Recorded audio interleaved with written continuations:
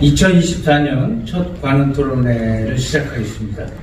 안녕하십니까. 저는 관훈클럽 71대 총무를 맡은 이우탁입니다. 연합뉴스 선임 기자로 재직 중입니다. 지금 보시다시피 지금 장내 열기가 뜨겁습니다. 취재진들도 많이 와 계시고 우리 관훈클럽의 대선배님들, 회원님 여러분 많이 찾아주셨습니다. 곧 설날이고요. 새해 복 많이 받으시기 바랍니다. 관훈클럽은 여러분들 잘 아시다시피 한국 언론에서 가장 오래되고 독립성을 무엇보다도 그동안 유지해온 전통의 중견 언론인 모임입니다. 한국 사회의 격변기마다 시대의 화두를 우리 관훈 토론이 그 이정표 역할을 해왔다고 자부하고 있습니다. 오늘 국민들의 관심이 집중되고 있는 한동훈 우리 국민의힘 비대위원장 모시고 올해 첫 관훈 토론을 하게 됐습니다. 열기가 뜨거운데요. 우선 이런 귀한 시간 내주셔서 초청에 응해주신 우리 한 위원장님께 감사드립니다. 뜨거운 환영의 박수를 보내주십시오.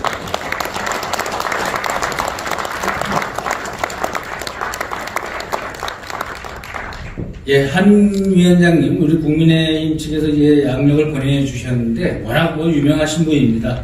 1973년이시고, 서울대 법대 나오시고, 사시 합격하시고, 검사, 그 다음에 법무장관을 거쳐서 지금, 집권 여당의 대표를 맡고 계십니다. 여러분들 다 아시니까 그런 경력과 이런 자세한 내용 넘어가도록 하겠습니다. 그러면 오늘 패널로 참석한 분들부터 소개하겠습니다. 저를 기준으로 오른쪽부터 하겠습니다. 제일 오른쪽 황준범 한겨레신문 정치부장입니다. 그 다음 이재교 문화일보 정치부장입니다. 그리고 김승년 동아일보 논설위원입니다. 그리고 MBC 김경태 국장입니다. 마지막으로 우리 갑자기 남혁상 우리 편집 부국장이십니다. 예, 그럼 먼저 우리 한 위원장님 기조연설 말씀 듣고 바로 토론에 들어가도록 하겠습니다. 인사드리겠습니다. 불러주셔서 고맙습니다.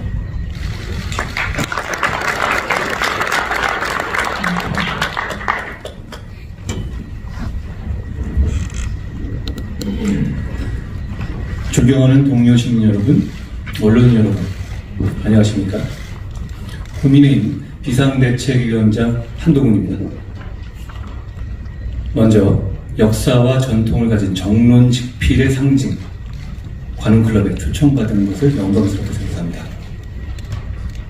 오늘로 제가 집권 여당인 국민의힘을 이끌게 된 지 한 달이 좀 넘었습니다만 불과 두어 달 전까지만 해도 제 인생이 오늘처럼 될 거라고는 생각하지 못했습니다. 오늘 토론에 앞서서 제가 어떤 마음으로 정치의 길에 나섰는지, 그리고 목련이 피는 4월 10일까지 어떤 일을 할지에 대해서 말씀드리겠습니다. 지난 연말 제가 비상대책위원장으로 거론될 때 저를 아는 모든 분들이 하나같이 미쳤냐? 절대 수락하면 안 된다라고 했습니다. 정치권 만만한 것 아니니 너만 소모될 거다라는 얘기였는데요. 사실 누구라도 그렇게 생각할 만한 상황이었고 저도 그렇게 될 가능성이 아주 크다고 봤습니다. 한 달이나 지난 지금도 그 말이 맞다고 생각합니다.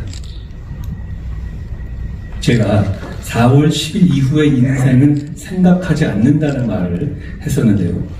그 말은 100% 진심입니다. 그 후의 인생은 그때 가서 보겠습니다.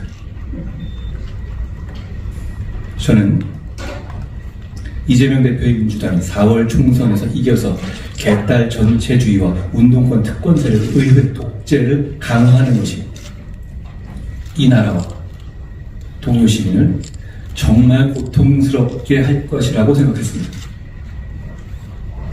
비상대책위원장을 수락하면서 오로지 제가 기상대책위원장 하는 것이 그걸 막는데 도움이 되는지 아닌지만을 기준으로 결정했습니다.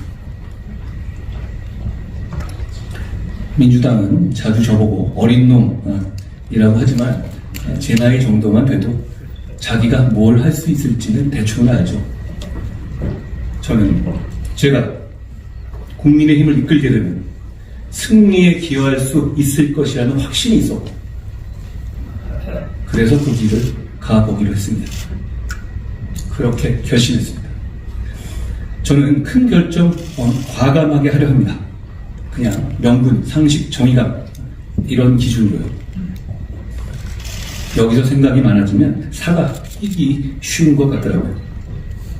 그 후 일하는 세부의 과정에서는 하나하나 돌다리를 두드리는 편입니다. 그 거꾸로가 되지 않으려고 노력합니다. 앞으로도 그러지 않도록 노력할 겁니다. 저는 4월 10일까지 완전히 소진될 수 있도록 할 수 있는 모든 것을 다 할 생각입니다. 여기서 잠깐 제가 생각하는 국민의힘의 지향점에 대해서 말씀드리겠습니다. 대한민국의 헌법은 자유민주주의를 기본으로 하고 국민의힘은 바로 그 자유민주주의 정당입니다. 선택권과 경쟁이 존재할 때 시민의 권익이 증진되고 사회가 발전한다는 것이 저의 강한 신념입니다. 국가는 공정한 경쟁을 보장하고 경쟁에 참여하는 것을 권장해야 합니다. 그 과정에서 경쟁의 룰이 지켜질 것이라는 확고한 믿음을 드려야 합니다. 동시에 경쟁에서 이기지 못하는 사람들, 그리고 경쟁에 나서고 싶지 않은 사람들도 인간다운 삶을 살 수 있도록 보장해야 합니다. 우리 국민의힘은 그런 철학과 기본 방향을 가지고 개별적인 이슈마다 정답을 찾을 겁니다. 우파 정당이든 좌파 정당이든 중도 확장을 해야 한다는 전략을 말합니다. 그런데 모든 이슈에 대해서 일관되게 중간 위치의 입장을 갖는 사람이라는 건 현실 세계에 존재하지 않습니다.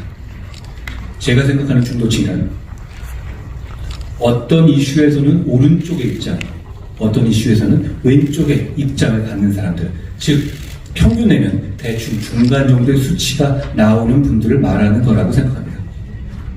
그러니 이분들의 지지를 받기 위해서 기계적으로 중간 지점을 겨냥한 답을 내는 것은 잘못된 판단입니다. 대신 개별 이슈마다 어느 쪽에서든 선명하고 유연한 정답을 찾으려는 노력을 해야 한다고 생각합니다.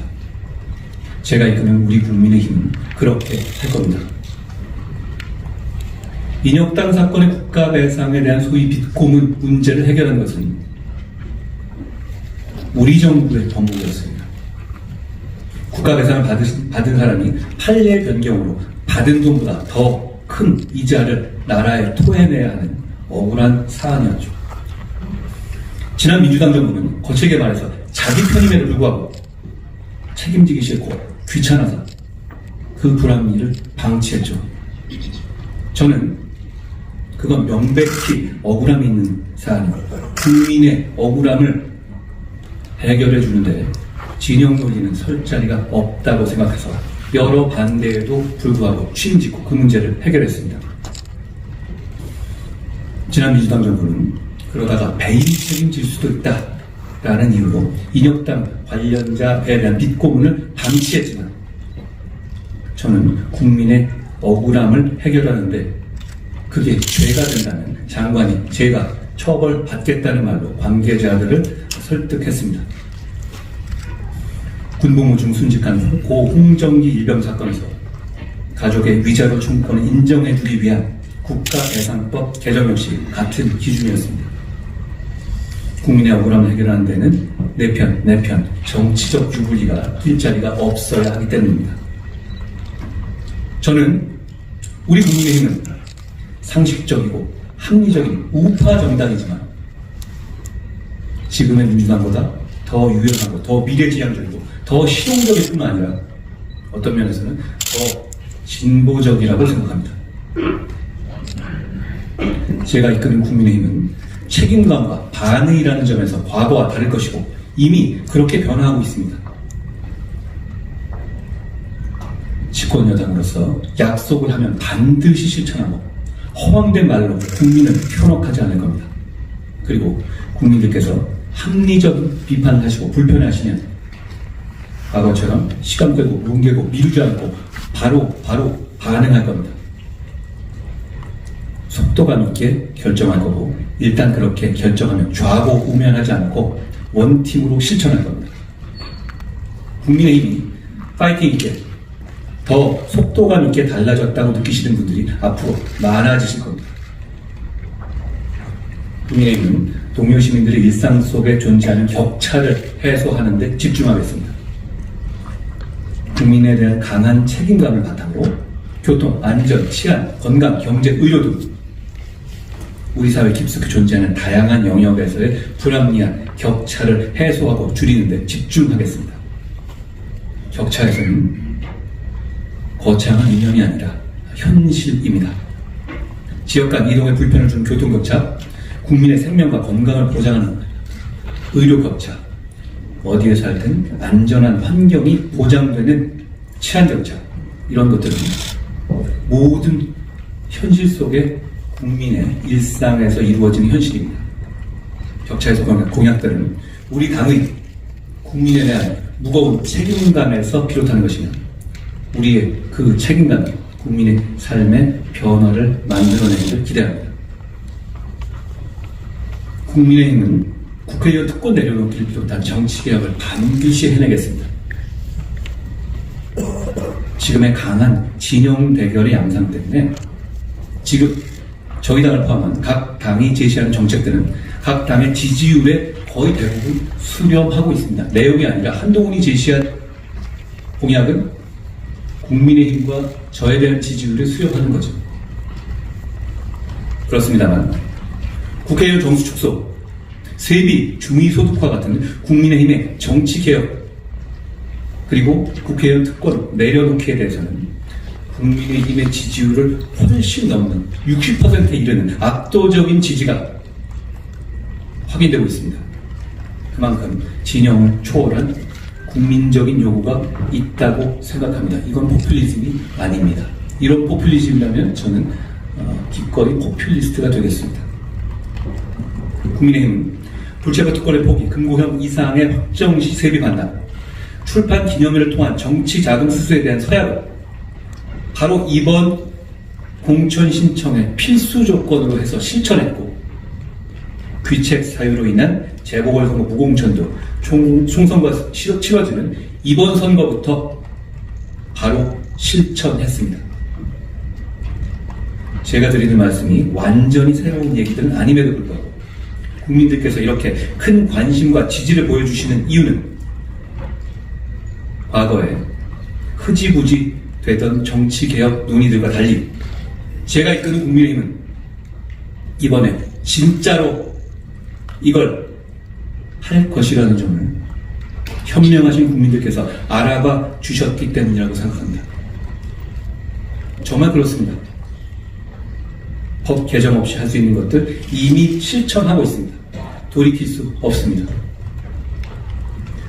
동료 시민들과 언론인들께 다시 한번 공개적으로 약속합니다. 이 정치개혁 시리즈 반드시 실천하겠습니다. 더 발굴해서 더 실천하겠습니다. 우리는 국회의원의 특권 내려놓기를 말한 처음은 아니지만 그걸 실천한 처음이 되고 싶습니다. 낙타를 쓰러뜨린 마지막 보찜을 얹은 사람이 되고 싶습니다. 저는 정치를 시작하기 오래전부터 동료 시민, 동료라는 말을 좋아하고 많이 써왔는데요. 제가 말씀드리는 동료 시민에서의 시민은 특정 지역에서의 주민을 말하는 게 아니라 자유롭고 평등하고 권리를 가진 주체, 즉 개인을 말하는 거였습니다. 과거에 국가의 시대, 국민의 시대가 있었다면 이제는 개인의 시대, 시민의 시대라고 생각합니다. 자유로운 시민이 창의와 혁신을 통해서 공동체의 번영과 지속 가능성을 만들어 나가는 거죠. 그런 시민들 사이의 연대의식이야말로 성숙한 민주주의 사회를 지탱하는 것이라고 생각합니다. 이제 마무리하겠습니다. 민주당의 의회 독재가 계속됨에도 불구하고 국민의 힘이 무기력한 모습만을 보여드린 점을 우리 국민의힘은 반성합니다. 속도감 있고 활력 있는 정치로 국민들께서 우리 당이 하는 말과 행동에, 정책과 싸움에 공감하시면서 감정이입을 하시면서 국민의 정치를, 국민의 정치, 나의 정치로 생각하실 수 있게 하겠습니다. 국민을 위해서 대신 싸우고 국민이 처한 문제를 대신 해결하는 믿음직한 동반자가 되겠습니다. 목련꽃이 피는 봄이 오면 국민들의 사랑을 받기를, 국민들의 선택을 받기를 고대합니다. 고맙습니다.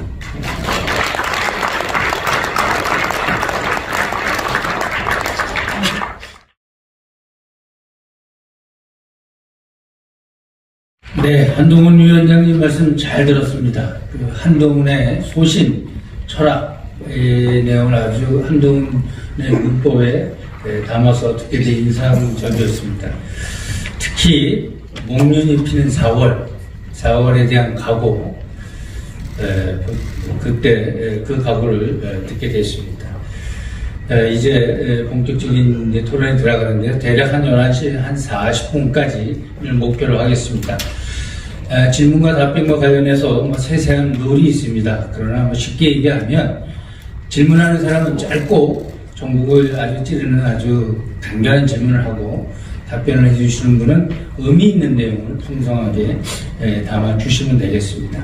또 플로어에 계신 우리 선배님들 질문이 있으시면 정리해가지고 우리 사무국장께 주시면 제가 나중에 토론만에 대신 질문해 드리도록 하겠습니다. 가벼운 질문 하나 던지고 이렇게 하겠습니다. 공교롭게도 오늘 밤에 여러분 다 아시겠지만 대통령께서 국가대담 방송을 하십니다. 대통령과 집권여당의 대표가 아주 굉장히 중요한 일정이 이렇게 한날에 잡히는 게 저희들 입장에서는 상당히 이례적이고 한데 일정을 서로 조율하고 그런 걸 상식으로 생각했는데 사전에 일정 조율을 하셨죠?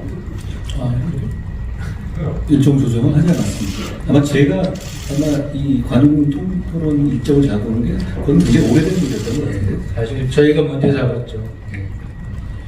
알겠습니다. 그럼 이게 가벼운 질문은 아닌 것 같아요. 사실 좀 무겁게 하면은 혹시 섭섭하지는 않으셨는지 이렇게 여쭤보려다가 이렇게 조율만 여쭤봤습니다. 자, 이제 워낙 관심이 지대한 만큼 본격적인 질문 시작하겠습니다. 먼저 시작은 우리 동아일보 김승면 논설위원 해주시겠습니다. 네. 저도 역시 굉장히 진지한 질문을 준비되어 있는 걸 알고 있기 때문에 저도 약간 몸풀기성 아주 가벼운 질문으로 시작을 해보겠습니다. 오늘도 연설에서 얘기를 좀 하셨는데 동료심이라는 말씀 하셨거든요. 그 의미도 좀 충분히 설명하신 것 같습니다. 제 질문은 어디서 이 동료심이라는 말을 처음 알게 되셨고 또는 사용하게 되셨고 무슨 계기가 있었다거나 이걸 간단하게 좀 설명해 주시죠. 저는 국민이란 말 자체가 가지고 있는 추상성도 대단히 좋게 보고 의미 있게 보는데요. 지금 시대로 보면 국민에 대한 추상적인 개념보다는 제 옆에 있는 분들 같이 살아가는 현실 속의 동료심에 집중하는 정치를 해야겠다는 말씀으로 드린 것이고요. 저는 장관할 때도 법무부 가족 이런 말을 별로 안 좋아했어요. 가족은 집에 있는 거죠. 우리는 동료일 뿐입니다. 그리고 그런 동료의식으로서 각자의 수평적 수직적 이 문제가 아니라 우리는 다 헌법과 법률에 위임된 범위 안에서 각자 할 일을 하는 사람들이니까 서로 간에 동료의식이 있어야 한다는 생각을 많이 해왔습니다.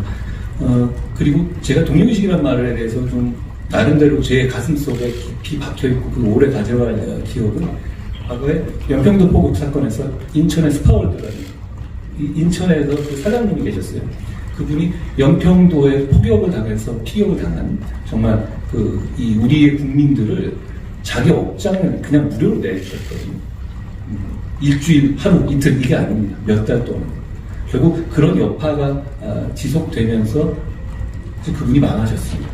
저는 그런데 그렇게 어려울 때 자기 업장을 내세울 수 있는 그런 동료의식이야말로 우리 사회의 품격과 우리 사회의 이 민주주의를 완성시키는 성숙함이라고 생각합니다. 제가 그런데 인천에서 뭐 당행사를 할 때 그분이 연락이 오셨어요. 제가 이런 얘기를 한 번 한 적이 있는데 그분이 굉장히 감동했다고 저를 보고 싶다고 해서 제가 모셨었는데 제가 사실 거기서 더 한 번 감동한 것이 그분이 그렇게 망한 이후에도 아직까지도 그런 봉사활동을 계속 하고 있다는 것이었거든요. 저는 어떤 상황을 볼 때 좀 감정이입을 해보려고 노력합니다. 저는 제가 국가를 위해서, 사회를 위해서, 동료 시민을 위해서 제가 뭐든지 헌신할 수 있다는 생각이 스스로 되어 있습니다. 그 점에 대해서 저는 어릴 때부터 그렇게 생각해 왔거든요. 그런데 제가 정말 그 사장님의 입장이었을 때 그렇게 행동할 수 있었을지에는 자신이 없습니다. 아직도. 그런 면에서 제가 대단히 존경하는 마음을 가졌고요. 그런 차원에서 동료 시민이란 말은 앞으로 제가 계속 쓰게 될 것 같습니다. 네.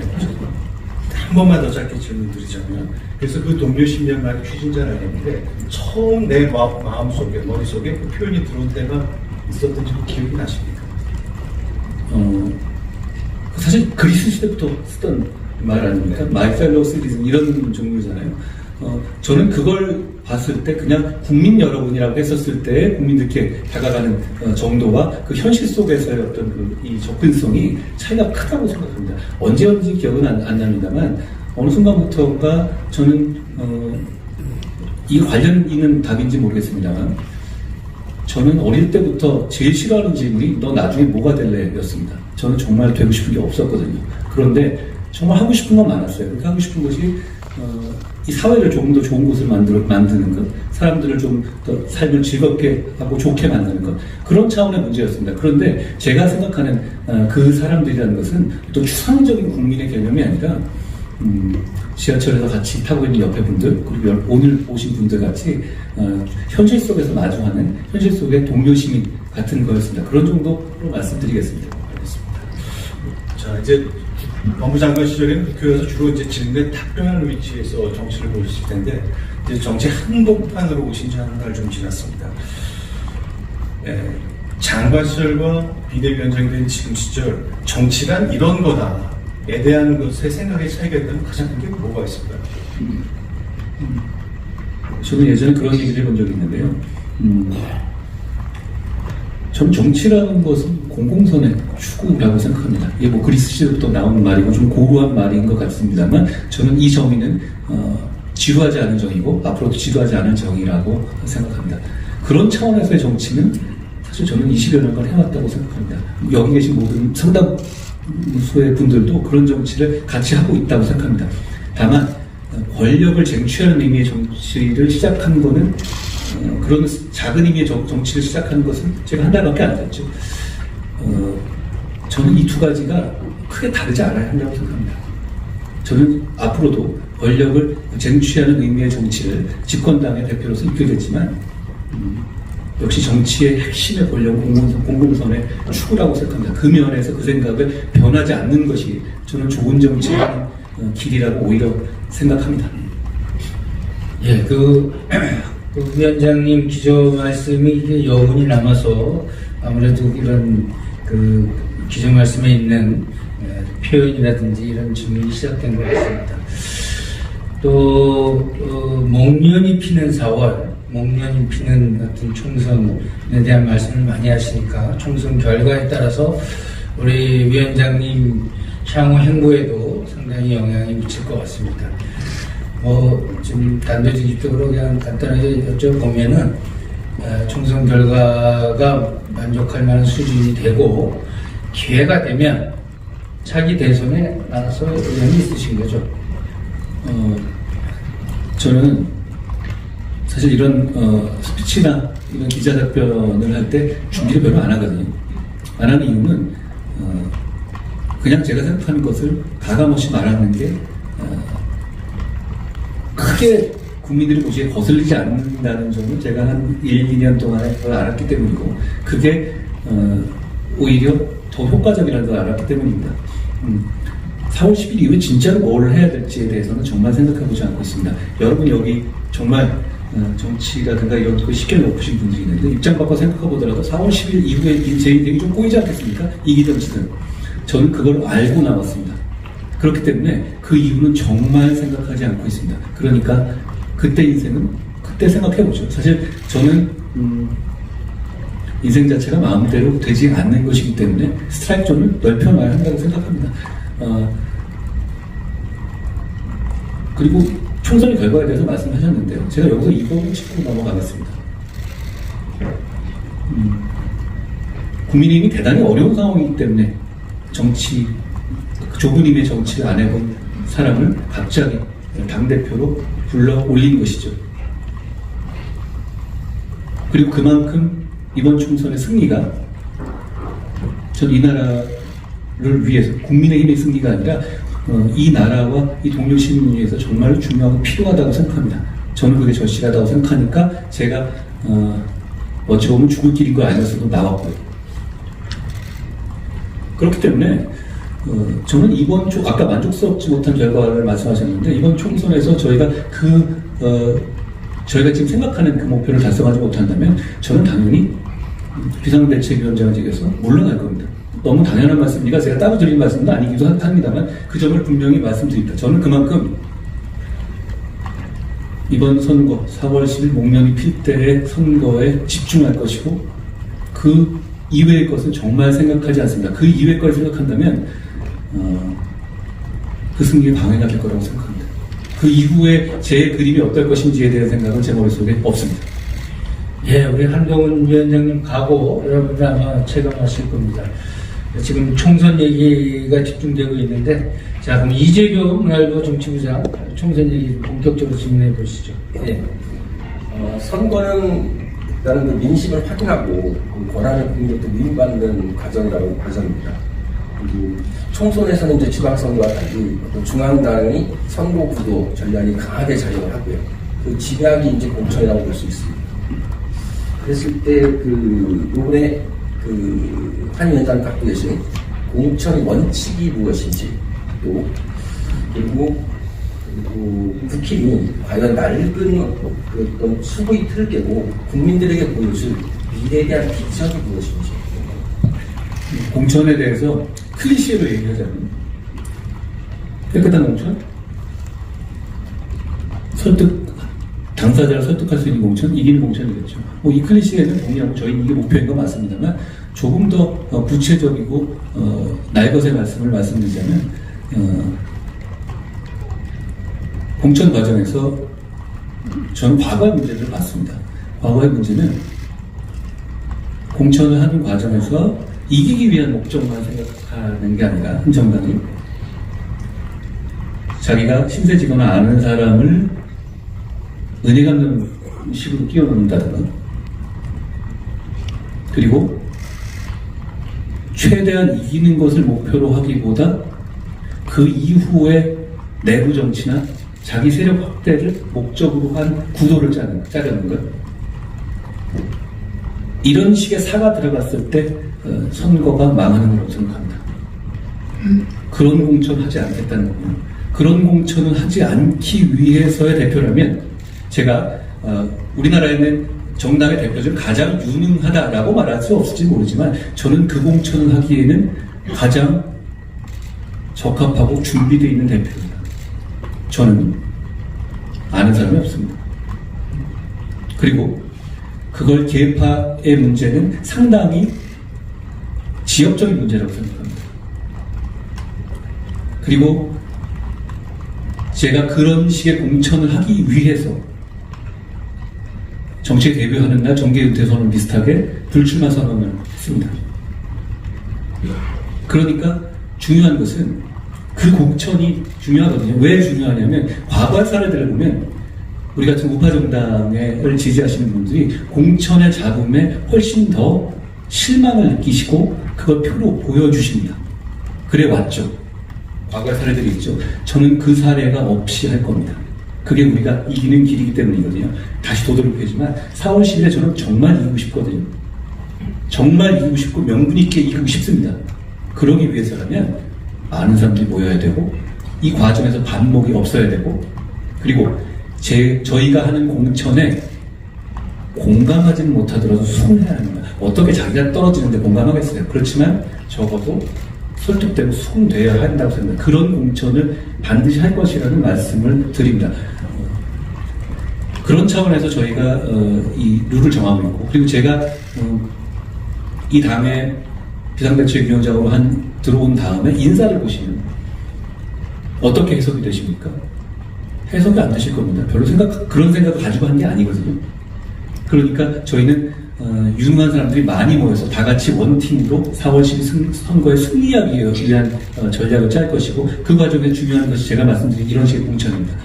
내용에 대해서는 우리 국민의힘에 대해서 국민들이 실망하셨던 것이 분명히 있다고 생각합니다. 그러니까 저를 불러올렸다는 것은 약간 저와 반대되는 면에서 실망하셨다는 부분이 분명히 있었던 것이죠. 반응이 너무 느렸죠. 싸워야 할 때 몸살리고 싸우지 않았죠. 그리고 다 떠나간 다음에 얘기하고 직접적으로 몸살리고 덤비는 사람이 적었습니다. 우리 국민의힘 그렇게 할 겁니다. 그렇게 바뀌고 있습니다. 우리 속도가 바뀌고 있습니다. 저는 이 당을 맡은 이후에 어떤 종류의 네거티브가 오거나 어떤 종류의 우리에 대한 뭐가 나오면 무조건 24시간 내에 반응하도록 지시했습니다. 그리고 그거 나가는 경우를 통일성을 갖추기 위해서 반드시 저를 거치게 했습니다. 밤이든 낮이든 저에게 문자를 보내고 제가 한번 보고 나가게 했습니다. 국민들께서는 이슈를 24시간 이상 기다려주시지 않을 거거든요. 우리는 거기에 대해서 우리 지지자와 우리 국민들이 수긍할 수 있는 논리를 제공해 드려야 합니다. 그 부분에 대해 속도를 내야 되는 것이고요. 그 속도감을 이번 총선에서 충분히 보여드릴 겁니다. 위원장님 말씀은 그렇다면은 어떤 권력의 실세 또는 의회의 기득권 이런 것들이 대표되는 분들이 이번 공천에서 상당수 탈락할 수 있다는 의미로 받아들여도 되겠습니까? 권력의 실세, 의회 권력의 핵심 중에서 이길 수 있고 그게 우리 당의 선거에 도움이 되는 분이라면 그분들이 불출마하겠다고 하면 제가 집에 가서 말릴 거예요. 기준은 명확합니다. 국민에게 설득이 없고 국민에게 사랑받을 수 있는 후보가 이길 수 있는 지역에 나가서 이겨야 되는 거예요. 그분들은 반드시 이겨야 되는 분들이라면 반드시 나가야 되는 것이죠. 그러니까 그게 어떤 몇 석 이상은 그만둬야 되고 어떤 권력과 친하면 그만둬야 되고 이런 식의 논리는 이기는 논리가 아닙니다. 국민의힘은 지난 선거에서 수도권에서 상당한 참패를 했습니다. 그리고 선거는 이제 중도층을 확보하기 위한 그래서 선거 승패가 달려 있는데 중도층 표심을 확보하기 위한 국힘의 전략은 무엇입니까? 아까 말씀드렸지만 서울과 수도권 너무 많이 졌습니다. 그렇기 때문에 역설적으로 저희한테 가능성이 많이 있는 겁니다. 제가 그렇기 때문에 최근 들어서 소위 말하는 한강벨트라든가 이런 쪽에 있어서 우리가 의미 있고 헌신하려는 우리의 스타들을 많이 소개하는 것도 그런 식의 바람을 일으키기 위한 겁니다. 너무 많이 졌기 때문에 바람이 필요합니다. 그 바람을 제가 주도해서 일으키려고 노력하고 있습니다. 그걸 국민들께서 알아주실 거라고 생각하고요. 중도층에 대한 말씀은 제가 조금 전에 스피치에서 말씀드린 거랑 비슷한데요.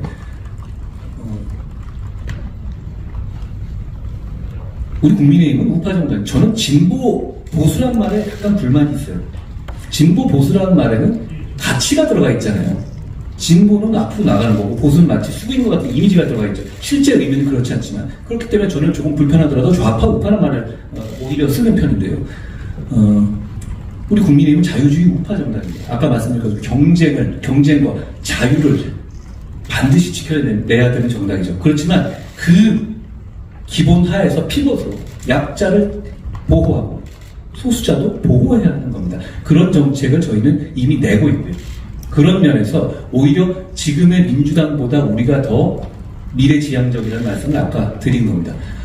중도층에 대한 이 말씀은 그러니까 개별 사안에서 우리가 가지고 있는 어떤 그런 기본을 지키면서도 최대한 유연하게 답을 찾겠다는 말씀을 드리겠습니다. 저희가 내는 정책들 상식적이고 합리적이지 어느 한쪽에 치우쳐 있지 않습니다. 그리고 우리 정책이 저는 공약을 낼 때 우리 공약팀에 이렇게 주문을 드립니다. 큰 틀에서 세상을 바꾸는 공약 그게 이번 총선에 이루어지지는 않아요. 이런 총선 규모에서 그렇게 이루어지지 않지 않습니다. 우리 모두 알죠. 그런데 제가 공약팀에 주문한 건 이겁니다. 4월 10일 기점으로 그 이전에 서울시민과 경기도민, 수도권 시민의 삶이 그 이후보다 어떻게든 좋아지는 내용을 구체적으로 준비하고 재원까지 마련해서 그거를 총선이 시작되기 전에 실천에 들어가자는 겁니다. 결국 개별 시민의 삶이 나아지게 한다는 것을 우리 진정성을 중도층이 봐주시고 우리가 정답을 내주신 것을 지속적으로 봐주신다면 우리가 바뀐다고 느끼실 것 같습니다. 그게 결국 저는 서울과 수도권에서 우리 국민의힘의 바람으로 이어질 것이라고 생각합니다. 지금 얘기되고 있는 후보들의 면면을 보십시오. 우리는 모두 현실 세계에 사는 사람들이니까 이렇게 많이 전오면 우리의 인재풀이 부족하다는 것도 현실입니다. 그렇지만 우리는 할 수 있는 가용 자원의 최대한을 동원해서 의미 있는 지역에서의 상징성을 드리는 겁니다. 저쪽은 정청래, 임종석 이런 사람들이지 않습니까? 제가 저번에 말씀드린 약간의 논란이 있었지만 저는 그 논란도 감수하겠습니다. 임종석과 윤희숙 누가 더 서울 시민의 삶을 나아지게 할 것 같습니까? 저는 그런 질문을 이번 총선 내에 계속해서 드릴 겁니다.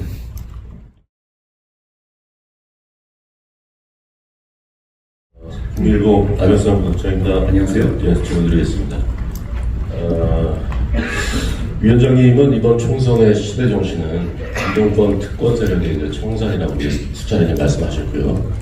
반면에 그 민주당의 이재명 대표는 얼마 전에 신년 기자회견에서 오히려 지금 청산해야 할 가장 중요한 과제가 검사 독재라고 얘기했습니다. 이 대표 주장에 대해서 어떻게 생각하십니까? 만약 검사 독재가 있다면 이재명 대표는 지금 감옥에 있을 겁니다. 그리고 저는 민주화 운동을 한 분들, 여기 우리 선배님들도 많이 계실 거라고 생각합니다. 대단히 존경하는 마음이 있습니다. 그렇지만 민주화 운동은 몇몇 사람의 공이 아니라 대한민국 모든 시민의 공입니다. 그 공을 발췌해내서 수십 년째 울고 먹는 것을 비판하는 겁니다.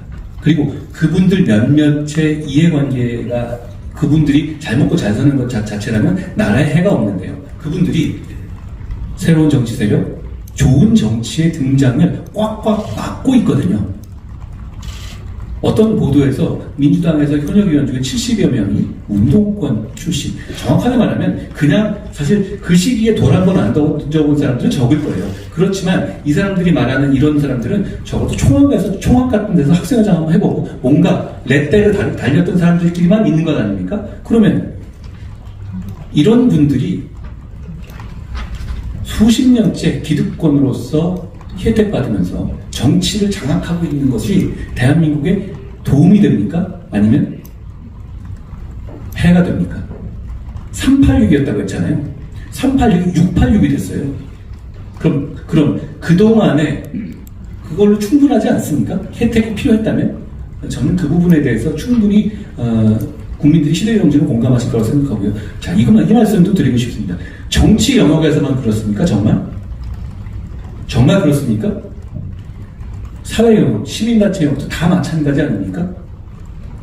저는 얘기 들었던 것 중에서 얼마 전에 우상호 의원께서 나는 여러 번 속된 말로 여러 번 했었으니까 나는 안 하겠는데 그런데 아직 못 해본 우리 운동권 후배들은 좀 하면 그게 문제냐? 그럼 얘네들한테 가혹한 거 아니야? 이런 식의 얘기를 하시더라고요. 정말 잘못된 생각이죠.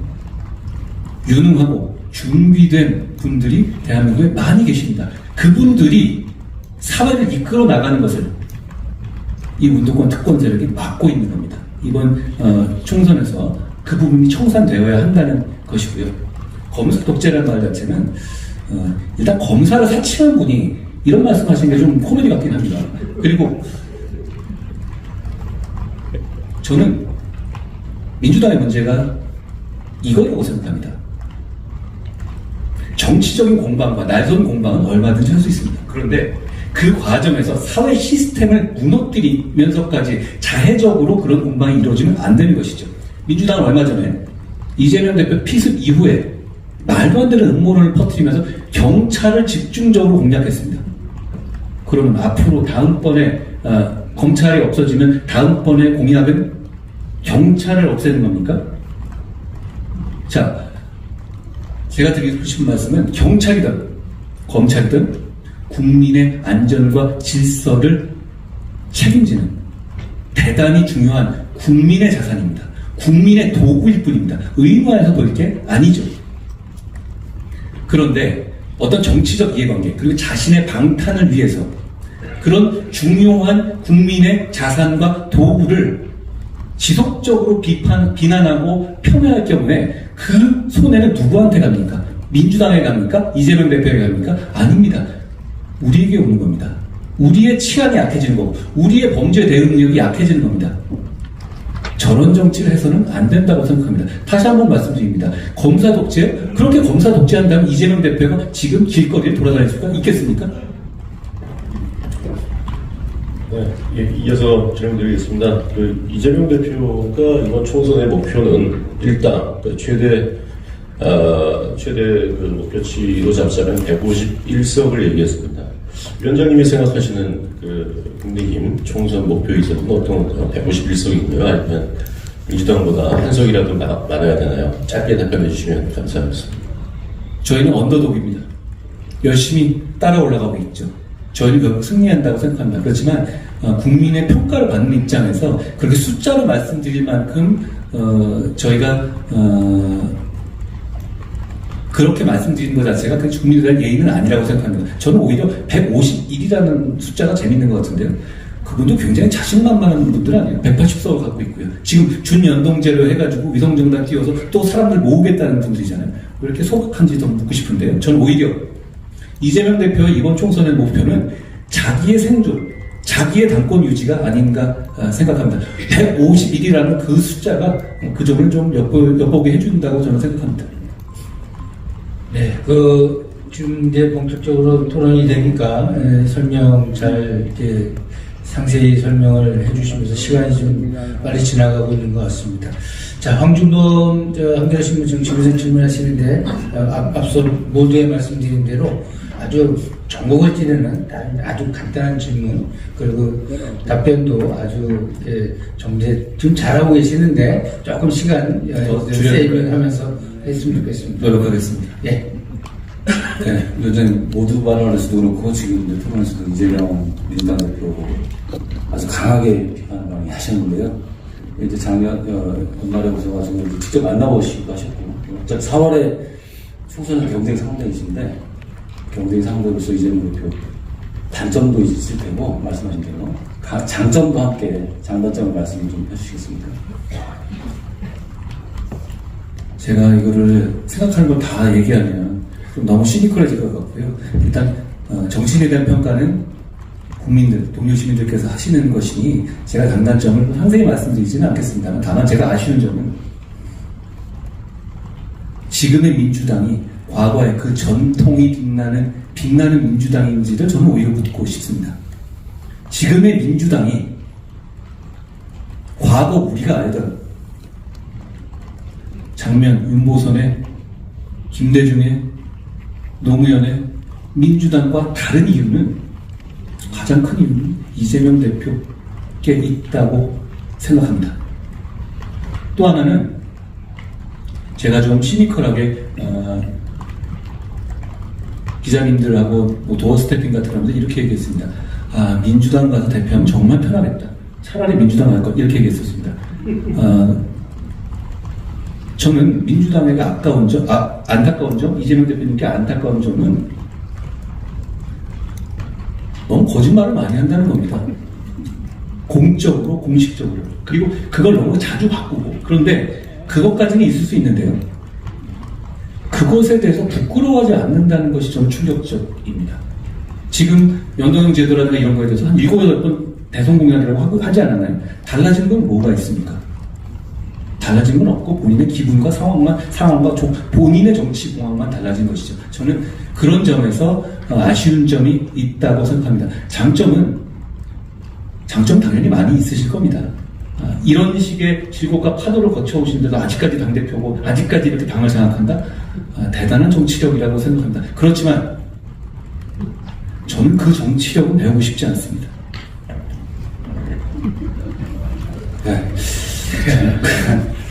작년 얘기 잠깐 하면요. 지난해 9월에 이제 체포동의안, 이재명 체포동의안 국회에 제출됐었고, 국회에서 가결됐으나 구속영장은 기각됐습니다.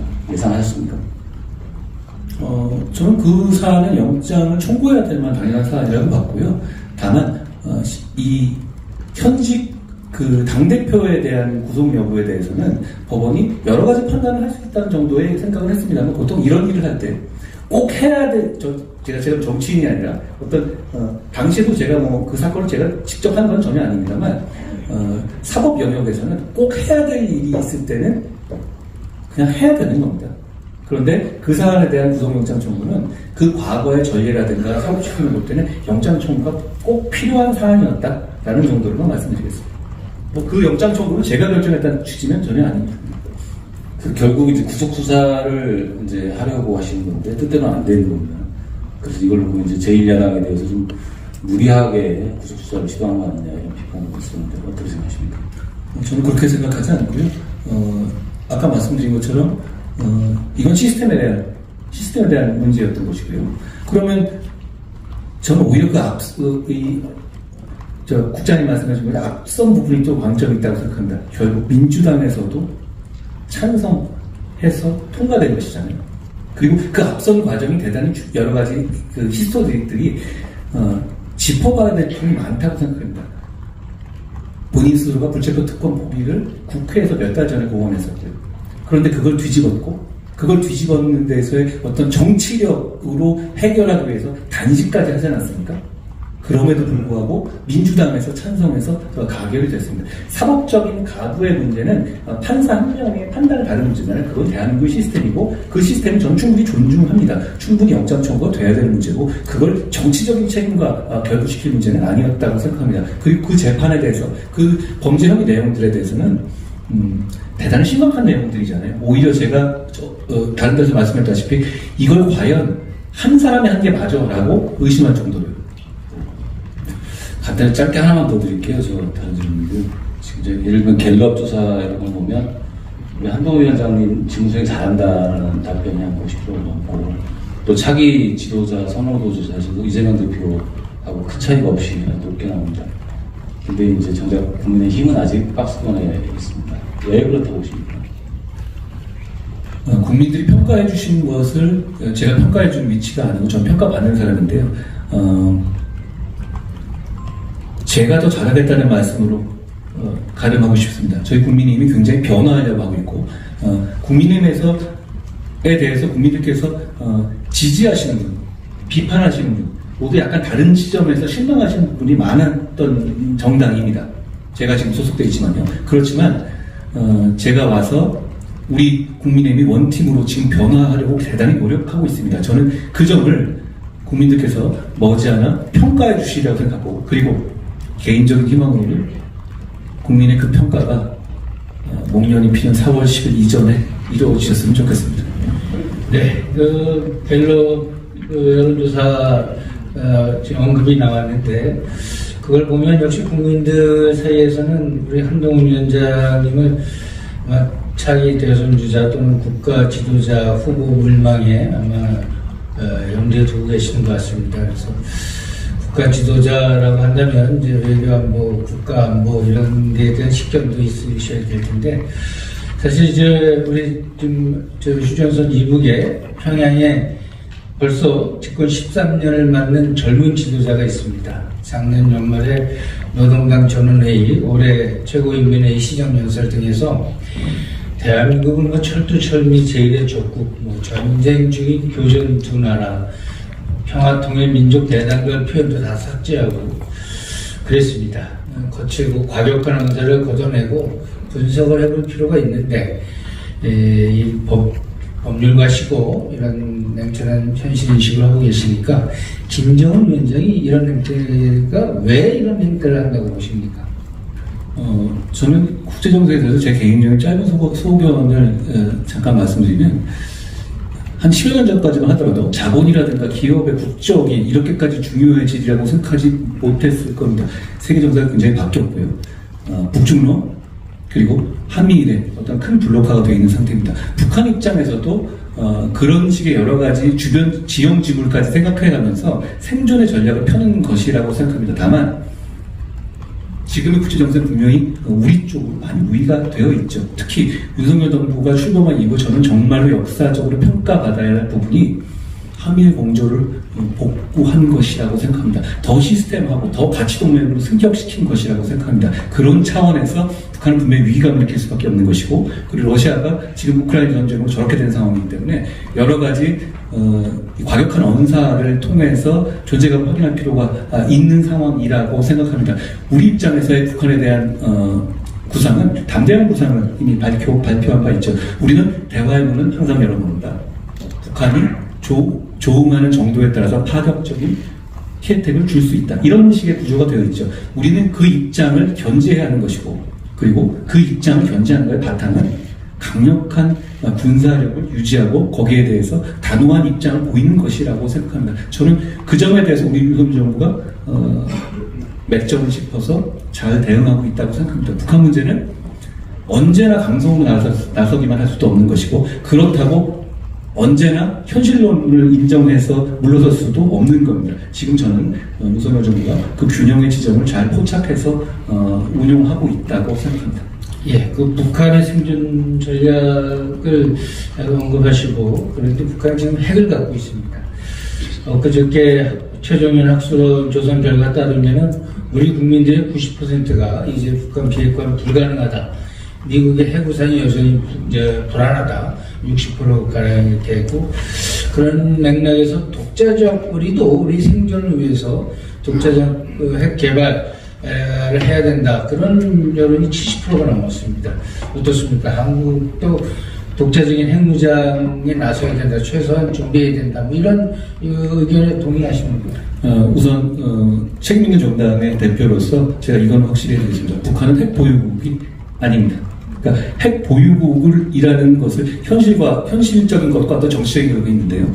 핵 보유국이라는 것을 인정하는 순간 MBT 체제를 우리가 부정하는 상황이 되기 때문에 우리는 일단 북한이 핵 보유국이라는 점을 인정하지 않는다는 점을 먼저 말씀드립니다. 핵을 가져야 한다는 주장은 대단히 매력적인 주장입니다. 그런 주장이 나왔을 때 70%가 나온다는 것에 대해서 제가 충분히 이해가 갑니다. 그렇지만 이 북한의 핵 확산, 그리고 우리는 세계 전체로서의 핵 문제에 대한 기준과 다른 나라와의 어떤 공조 그리고 균형을 충분히 생각해야 되는 면이 있습니다. 그런 점을 생각할 때 말씀하신 그런 거는 여러 가지 대응하는 방식 중에 원 오브 댐이다 라는 정도로 국민들이 인식하고 계신 것 같습니다. 거기에 대해서 우리가 핵을 가져야 된다 라는 식으로 지금 우리 입장에서 공식적으로 얘기할 만한 단계는 저는 아니라고 생각하고, 그게 어떻게 보면 특보다는 실이 더 클 수 있는 문제이지 않을까 생각합니다. 예, 간단히 외교안보에 대한 어떤 인식을 한번 여쭤봤습니다.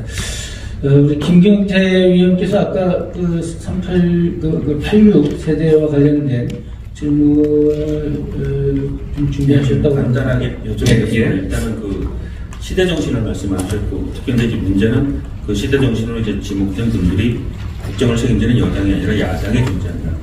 그러면 그분들을 제거하는 것이 이 시대를 살아가는 국민들에 대해 삶에 어떤 구체적 이익이 되는 건지, 그게 조금 모호한 것 같고, 무엇보다 의회 독재라고 또 표현을 하시는데, 그 야당의 그 강한 정부 견제를 말씀하시는 것 같아요. 그렇게 되면은 만약에 지금의 여당이 다수당이 됐을 때 정부에 대한 견제를 어떻게 갈 것인지, 실제로 우리가 걱정하는 건 정부의 독재인데, 이 부분에서 좀 간단히 설명을 좀 해주시죠. 예.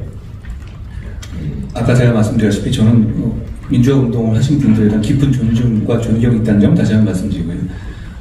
그런데 그 과실을 몇몇의 운동권의 자기들끼리 이너서클들이 수십 년째 주고받고 있다는 게 문제입니다. 정치적 의사결정도 그렇고, 뭐냐면 그 70명은 서로 다 아는 사이 아닙니까? 서로 형동생 누나 아닌가요? 그리고 그게 세대 교체가 되지도 않고 계속 이어져 왔다는 것이고요. 그 과정에서 부패해졌습니다. 문제는 그분들이 도덕적으로 예를 들어서 지금 제가 여러 번 말씀드렸던 송영길, 윤건영, 윤미향, 서영교 이런 분들이 과연 우리 기준으로 봤을 때 청렴합니까? 우리 정상적인 정치인의 기준에 봐서도 저는 그 부패의 문제가 이미 심각해졌다고 생각합니다. 그리고 이분들이 가지고 있는 어떤 정책 방향이라든가 이런 것들이 누구나 예상할 수 있는 답을 내놓고 있어요. 하나같이. 그러면 그런 분들이 청산되고 새롭고 다양하고 미래지향적인 분들이 그 영역을 들어왔을 때 그게 야당이든 여당이든 상관이 없습니다. 그랬을 때 대한민국의 정치와 대한민국 동료 시민들의 삶이 나아지지 않을까요? 전 나아질 거라고 생각합니다. 왜냐하면 많은 부분에 그 이념이라든가 이런 게 터잡은 결정을 내리고 있어요. 이렇게 볼 수 있지 않겠습니까? 과연 그럼 그런 식의 소위 말하는 운동권 특권 세력이라고 제가 지칭하는 분들 이런 분들이 내는 정책이라든가 어떤 사안에 대한 입장은 너무너무 예상 가능합니다. 그리고 그 예상 가능한 범위가 과연 몇십 년째 이어지고 있는데 그게 2024년, 2025년에 지금의 시대에 맞는 정신이냐? 저는 그렇게 보지 않는다는 겁니다. 그렇기 때문에 그분들은 자리를 내주셔야 한다는 것이고요. 의회 권력 문제, 독재 문제 말씀하셨는데요. 지금 저는 아직까지 윤석열 정부가 당선은 됐지만 정권 교체가 이루어진 것 같지가 않습니다. 뭔가 하려고 했었을 때 의회에서 민주당이 어느 정도의 타협선을 끊으면서 계속 끊고 있지 않습니까? 일종의 슛을 하려고 하면 파울을 끊는 그런 식이죠. 그 양태가 너무 강해졌고 지금은 너무 노골적이 됐고 너무 강해졌습니다. 반복되고 있고요. 그렇기 때문에 그 부분을 해결하지 않는 이상 저희가 지난 대선에서 국민들의 뜻을 위임받아서 하고 있는 정책을 펴는 것이 불가능하다는 점을 제가 강조드리는 겁니다. 권력에 대한 견제 당연히 필요합니다. 저는 그게 민주주의의 본령이라고 생각하고요. 저는 제가 집권 여당을 이끌게 됐지만 말씀하신 그 부분을 잊을 생각이 전혀 없다는 점도 말씀드립니다. 예, 그 윤석열 정부 견제 이런 얘기 나오니까 역시 얼마 전 있었던 일이 떠오릅니다. 이 관련해서 우리 김승연 국장 질문해 주시죠. 네, 오늘 한동훈 비대위원장 말씀 들어보니까 뭐 평소 그렇듯이 굉장히 진취적이고 굉장히 미래지향적인 말씀을 해주셨기 때문에 드려야 될 질문 같습니다.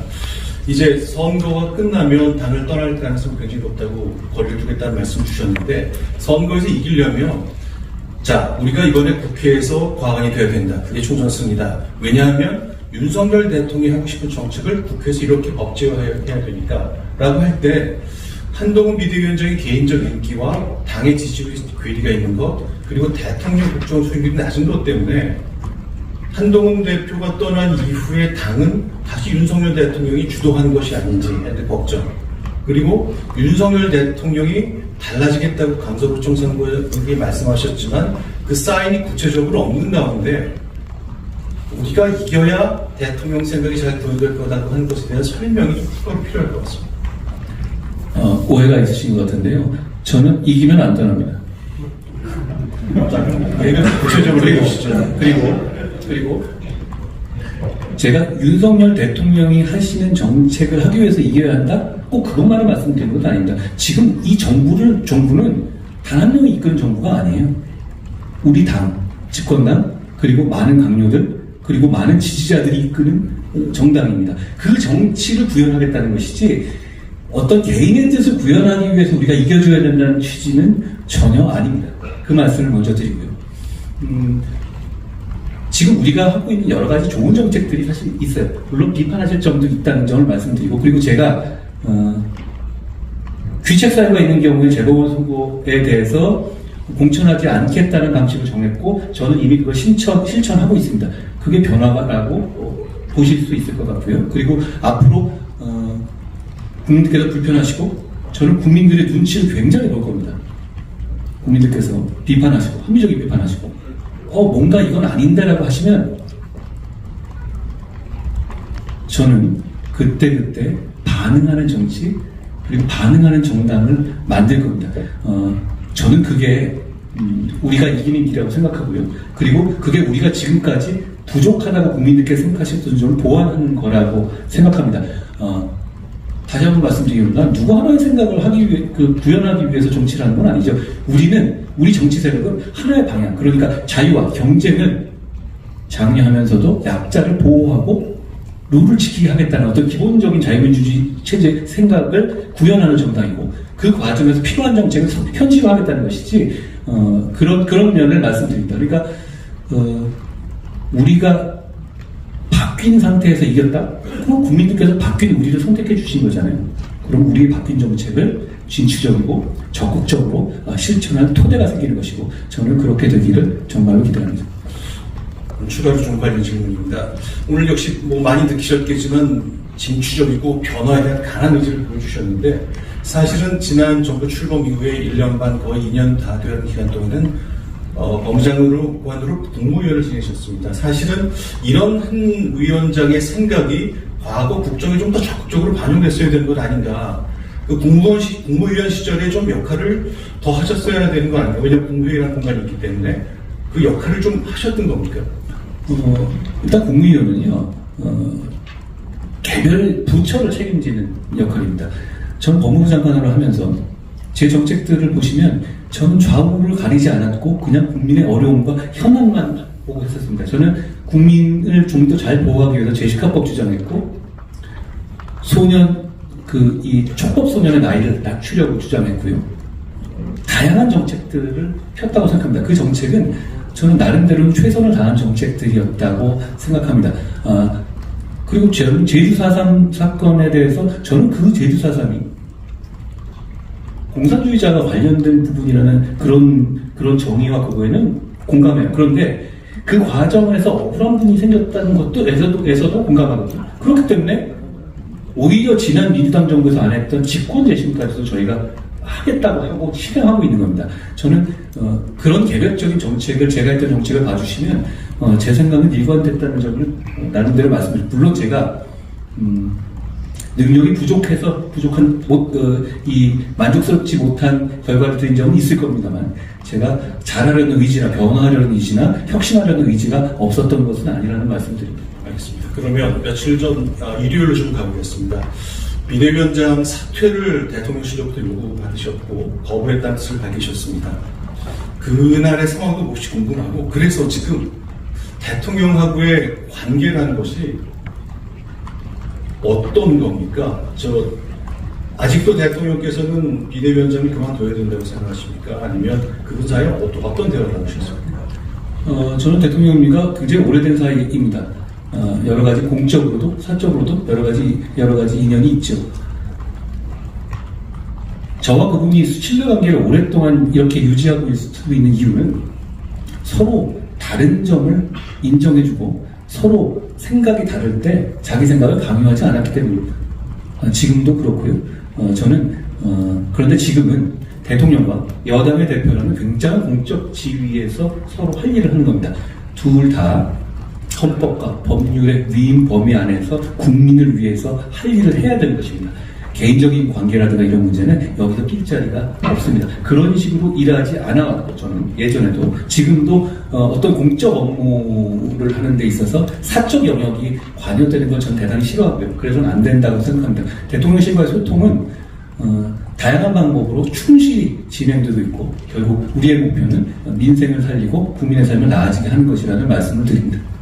그 얘기는 대통령이 자신의 뜻을 관철하지 못했던 것으로 제가 이해하게 되는데 그게 맞습니까? 그렇게 일도양단으로 말씀드릴 문제는 아니고요. 저는 결국 의견을 다를 수 있는 겁니다. 의견을 다를 수 있는 것이고 그게 의견을 가지고 충분히 설명하고 소통할 수 있는 이 관계가 되면 되는 것인데요. 저는 대통령과 제가 충분히 그런 관계라고 생각합니다.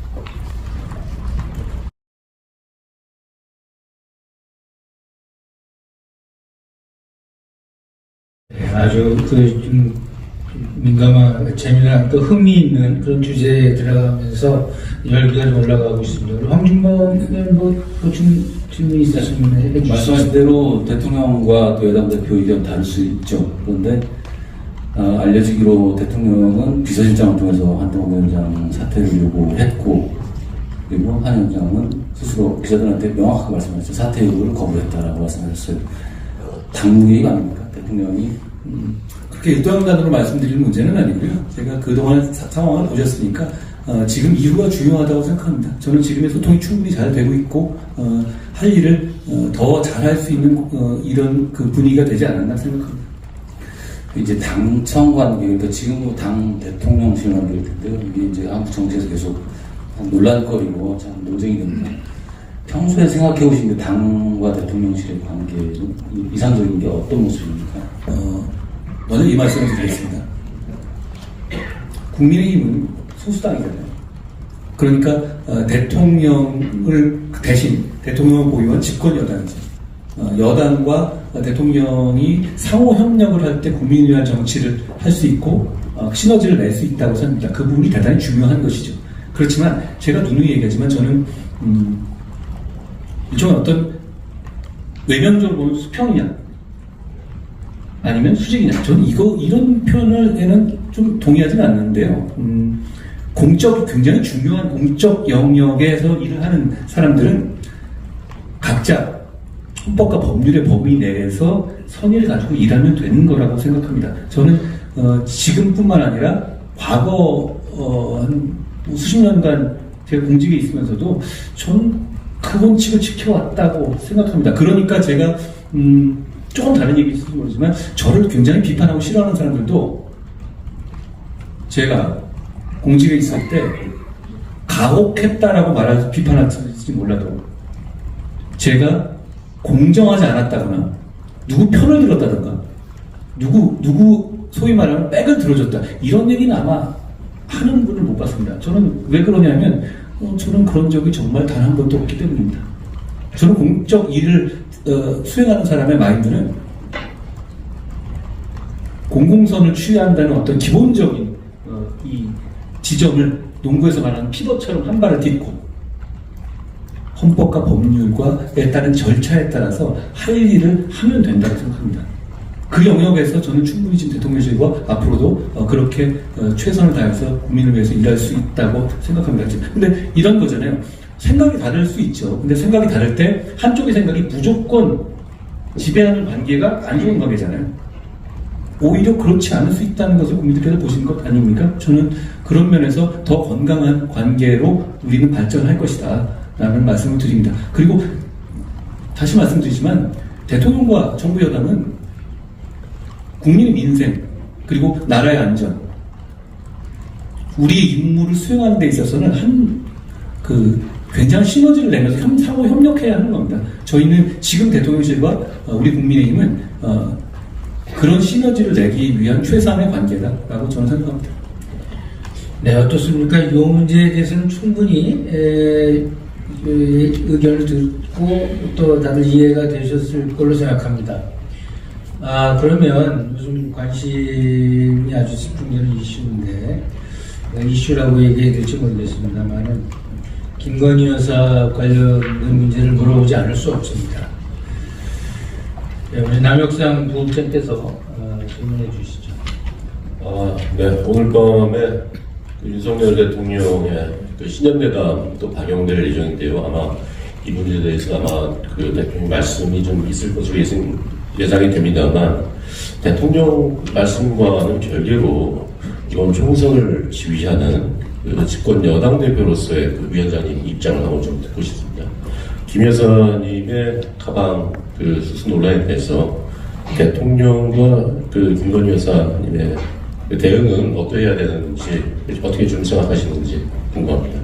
우연찮게도 오늘 방송이 되었는데요. 거기에 대해서 대통령께서 적절하게 잘 말씀하실 거라고 생각합니다.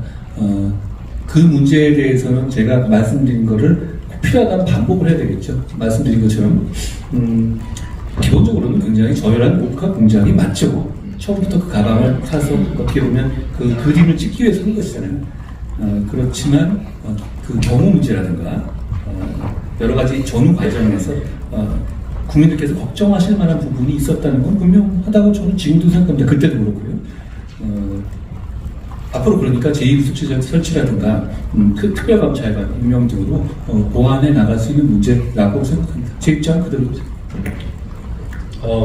국민들이 걱정할 부분이 있다고 말씀하셨고 그 일전에는 전후 과정에서 아쉬운 부분이 좀 있었다 좀 말씀하셨어요. 그리고 국민 눈높이에서 또 이렇게 생각해야 될 문제라고 하셨는데 구체적으로 이거 아쉬웠던 부분이나 국민들이 걱정할 부분을 좀 구체적으로 언급을 해줄 수 있나요? 생각하신 그대로고요. 국민께서 생각하신 그대로고, 저는 국민 눈높이에서 정치를 하는 사람입니다. 그 부분은 제가 지적한 것이다라고 말씀드리겠습니다. 그렇다면요, 우리 한 여자 같은 경우 이제 검사 시절에 뭐 조선 제1검이라고 불릴 정도로 굵직굵직한 특수수사통 수사를 많이 하셨고, 그리고 상당한 그 유죄율도 이루셨고 했는데, 만약에 그 당대표 한동훈이 아니라 검사 한동훈이라면 지금 해당 사건이 이제 배당이 됐잖아요, 성주광주로. 이거를 어떻게 처리했을까요? 아니면 그러니까 몰카의 경우 증거능이 없으니까 불소처분 이렇게 했을까요? 어떻게 했을까요? 먼저 조선 제1검은 제가 여기서 분명히 해두지만 당시 민주당과 민주당 지지층에서 저한테 붙여준 말씀이라는 걸 제가 지적드리고요.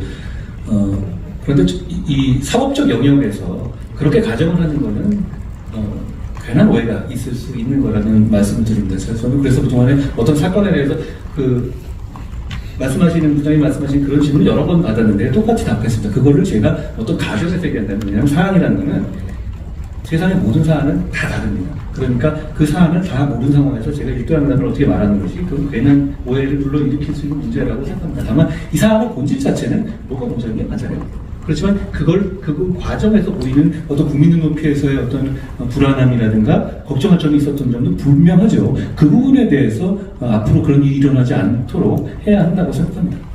그리고 또 하나 이 사건과 관련해가지고 국민들은 그 친북활동가 최재형 목사 있지 않습니까? 그 최재형 목사께서 왜 어떤 의도로 배경, 의도를 했는지, 그렇다면 이제 최재형 목사에 대한 어떤 조사, 수사도 들어가야 된다고 생각하시나요?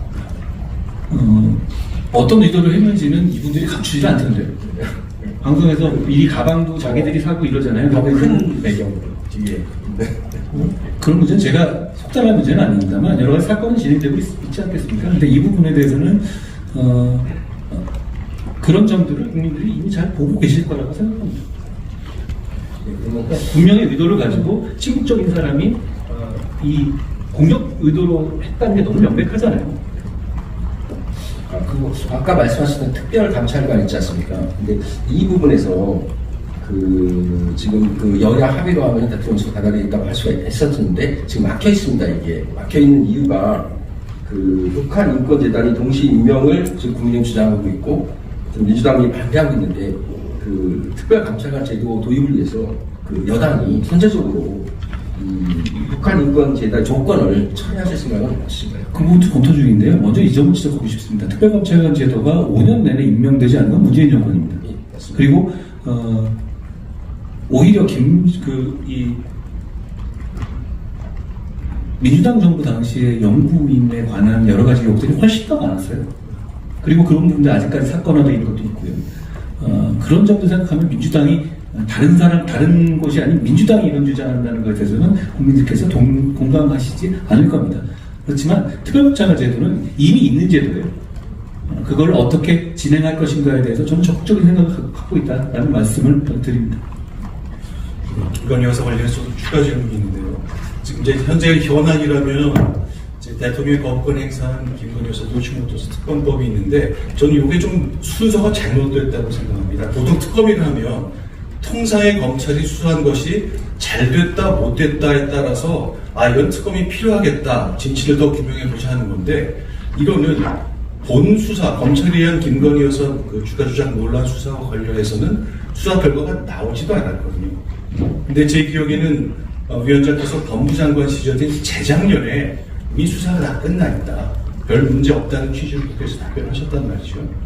검찰이 수사 결과를 중간보고라도 발표를 해야 되는 거 아닙니까? 왜 이렇게 지체됐는지. 그리고 지체되던 마지막 순간은 작년 말인데 당시로서는 위원장께서 이제 법무장관이셨는데 왜 지체됐는지가 궁금하고 보고다 받았던 내용과 관련해서는 특검이 필요한 사안이 없었던 것인지 그 생각을 좀 듣고 싶습니다. 먼저 공직에서 있었던 사안은 공직이 끝난 정치에 나서서 제가 이렇게 풀어내는 것은 그렇게 좋아 보이지는 않아 보입니다. 게다가 여러 가지 오해가 있을 수 있습니다. 그 점에 대해서는 제가 언급을 안 하겠습니다만 이 특검이라는 제도를 지금 이 쌍특검의 문제는 그냥 총선용이 명백해요. 그리고 이 자체가 왜 그걸 볼 수밖에 없냐면 이걸 요구하는 것 자체에서 이 머리 굴리는 걸 보세요. 어떻게 하는 것이 표에 득표에 될 것인 득표에 도움이 되는지를 기준으로만 움직이고 있지 않습니까? 저는 그런 문제를 감안하면 이 특검은 명백한 총선용 악법이 명백합니다. 이 특검을 거부하는 건 너무 당연한 것이고요. 그 사람들은 또 이미 1심에서 나온 결과를 봐도 이게 혐의 인정이 어렵다는 점을 충분히 엿볼 수 있는 내용들이기 때문에 그 점에서는 제가 더 언급하지는 않겠습니다. 그러니까 제가 여러 가지 보고받고 한 내용이 있지만 그것을 제가 법무장관을 그만둔 이후에 제가 말씀드리는 것은 그거는 제가 도리가 아닌 것 같습니다. 그 관련해서 제가 드렸던 질문의 일부이기도 합니다만 그러면 뭐 내용은 차치하고 검찰은 중간 발표건 무엇이건 이 정도 했으면 아주 단순한 사건이라고 하는데 발표를 이왕 했어야 되는 건 아닌가. 그런 식의 지적은 있을 수 있다고 생각합니다. 그러면 그것에 대해서는 역시 마찬가지로 제가 검찰 내에서는 제가 검찰의 입장을 제가 대변하거나 대신 설명할 수 있는 문제는 아니기 때문에 제가 그 점에 대해 설명드리기는 좀 곤란하다고 말씀드리겠습니다. 역시 이제 여러 이슈를 다뤘는데 이번 총선이 정권 심판이냐, 운동권 청산이냐 이런 시각에서 볼 수 있지만 정치사적으로 보면 이른바 87 체제 청산이라는 관점도 적용 가능하리라고 봅니다. 그래서 개헌 문제에 관심이 좀 있을 텐데 개헌 문제는 우리 김경태 국장님 좀 질문해 주시죠. 아시다시피 대통령 5년 단임제 80년 이후 40년 가까이 지속되고 있는데 정치 양극화 극복하기 위해서는 현행 권력 구조 좀 개편해야 된다. 지적 부정이 제기됩니다. 그냥 단도직입적으로 4년 중인 이제 의원들 어쨌든 개헌에 대해서 어떻게 생각하시나요? 총선은 나쁘고 그 개헌의 문제가 중심으로 떠오르는 것은 저는 이 총선은 국민의 삶을 개선하는 문제에 집중해야 되기 때문에 저는 그거는 적절하지 않다고 생각합니다. 다만 지금 정치권에서 얘기되고 있는 개헌 문제가 권력구조 개편에만 집중되고 있다는 것은 전 유감스럽습니다.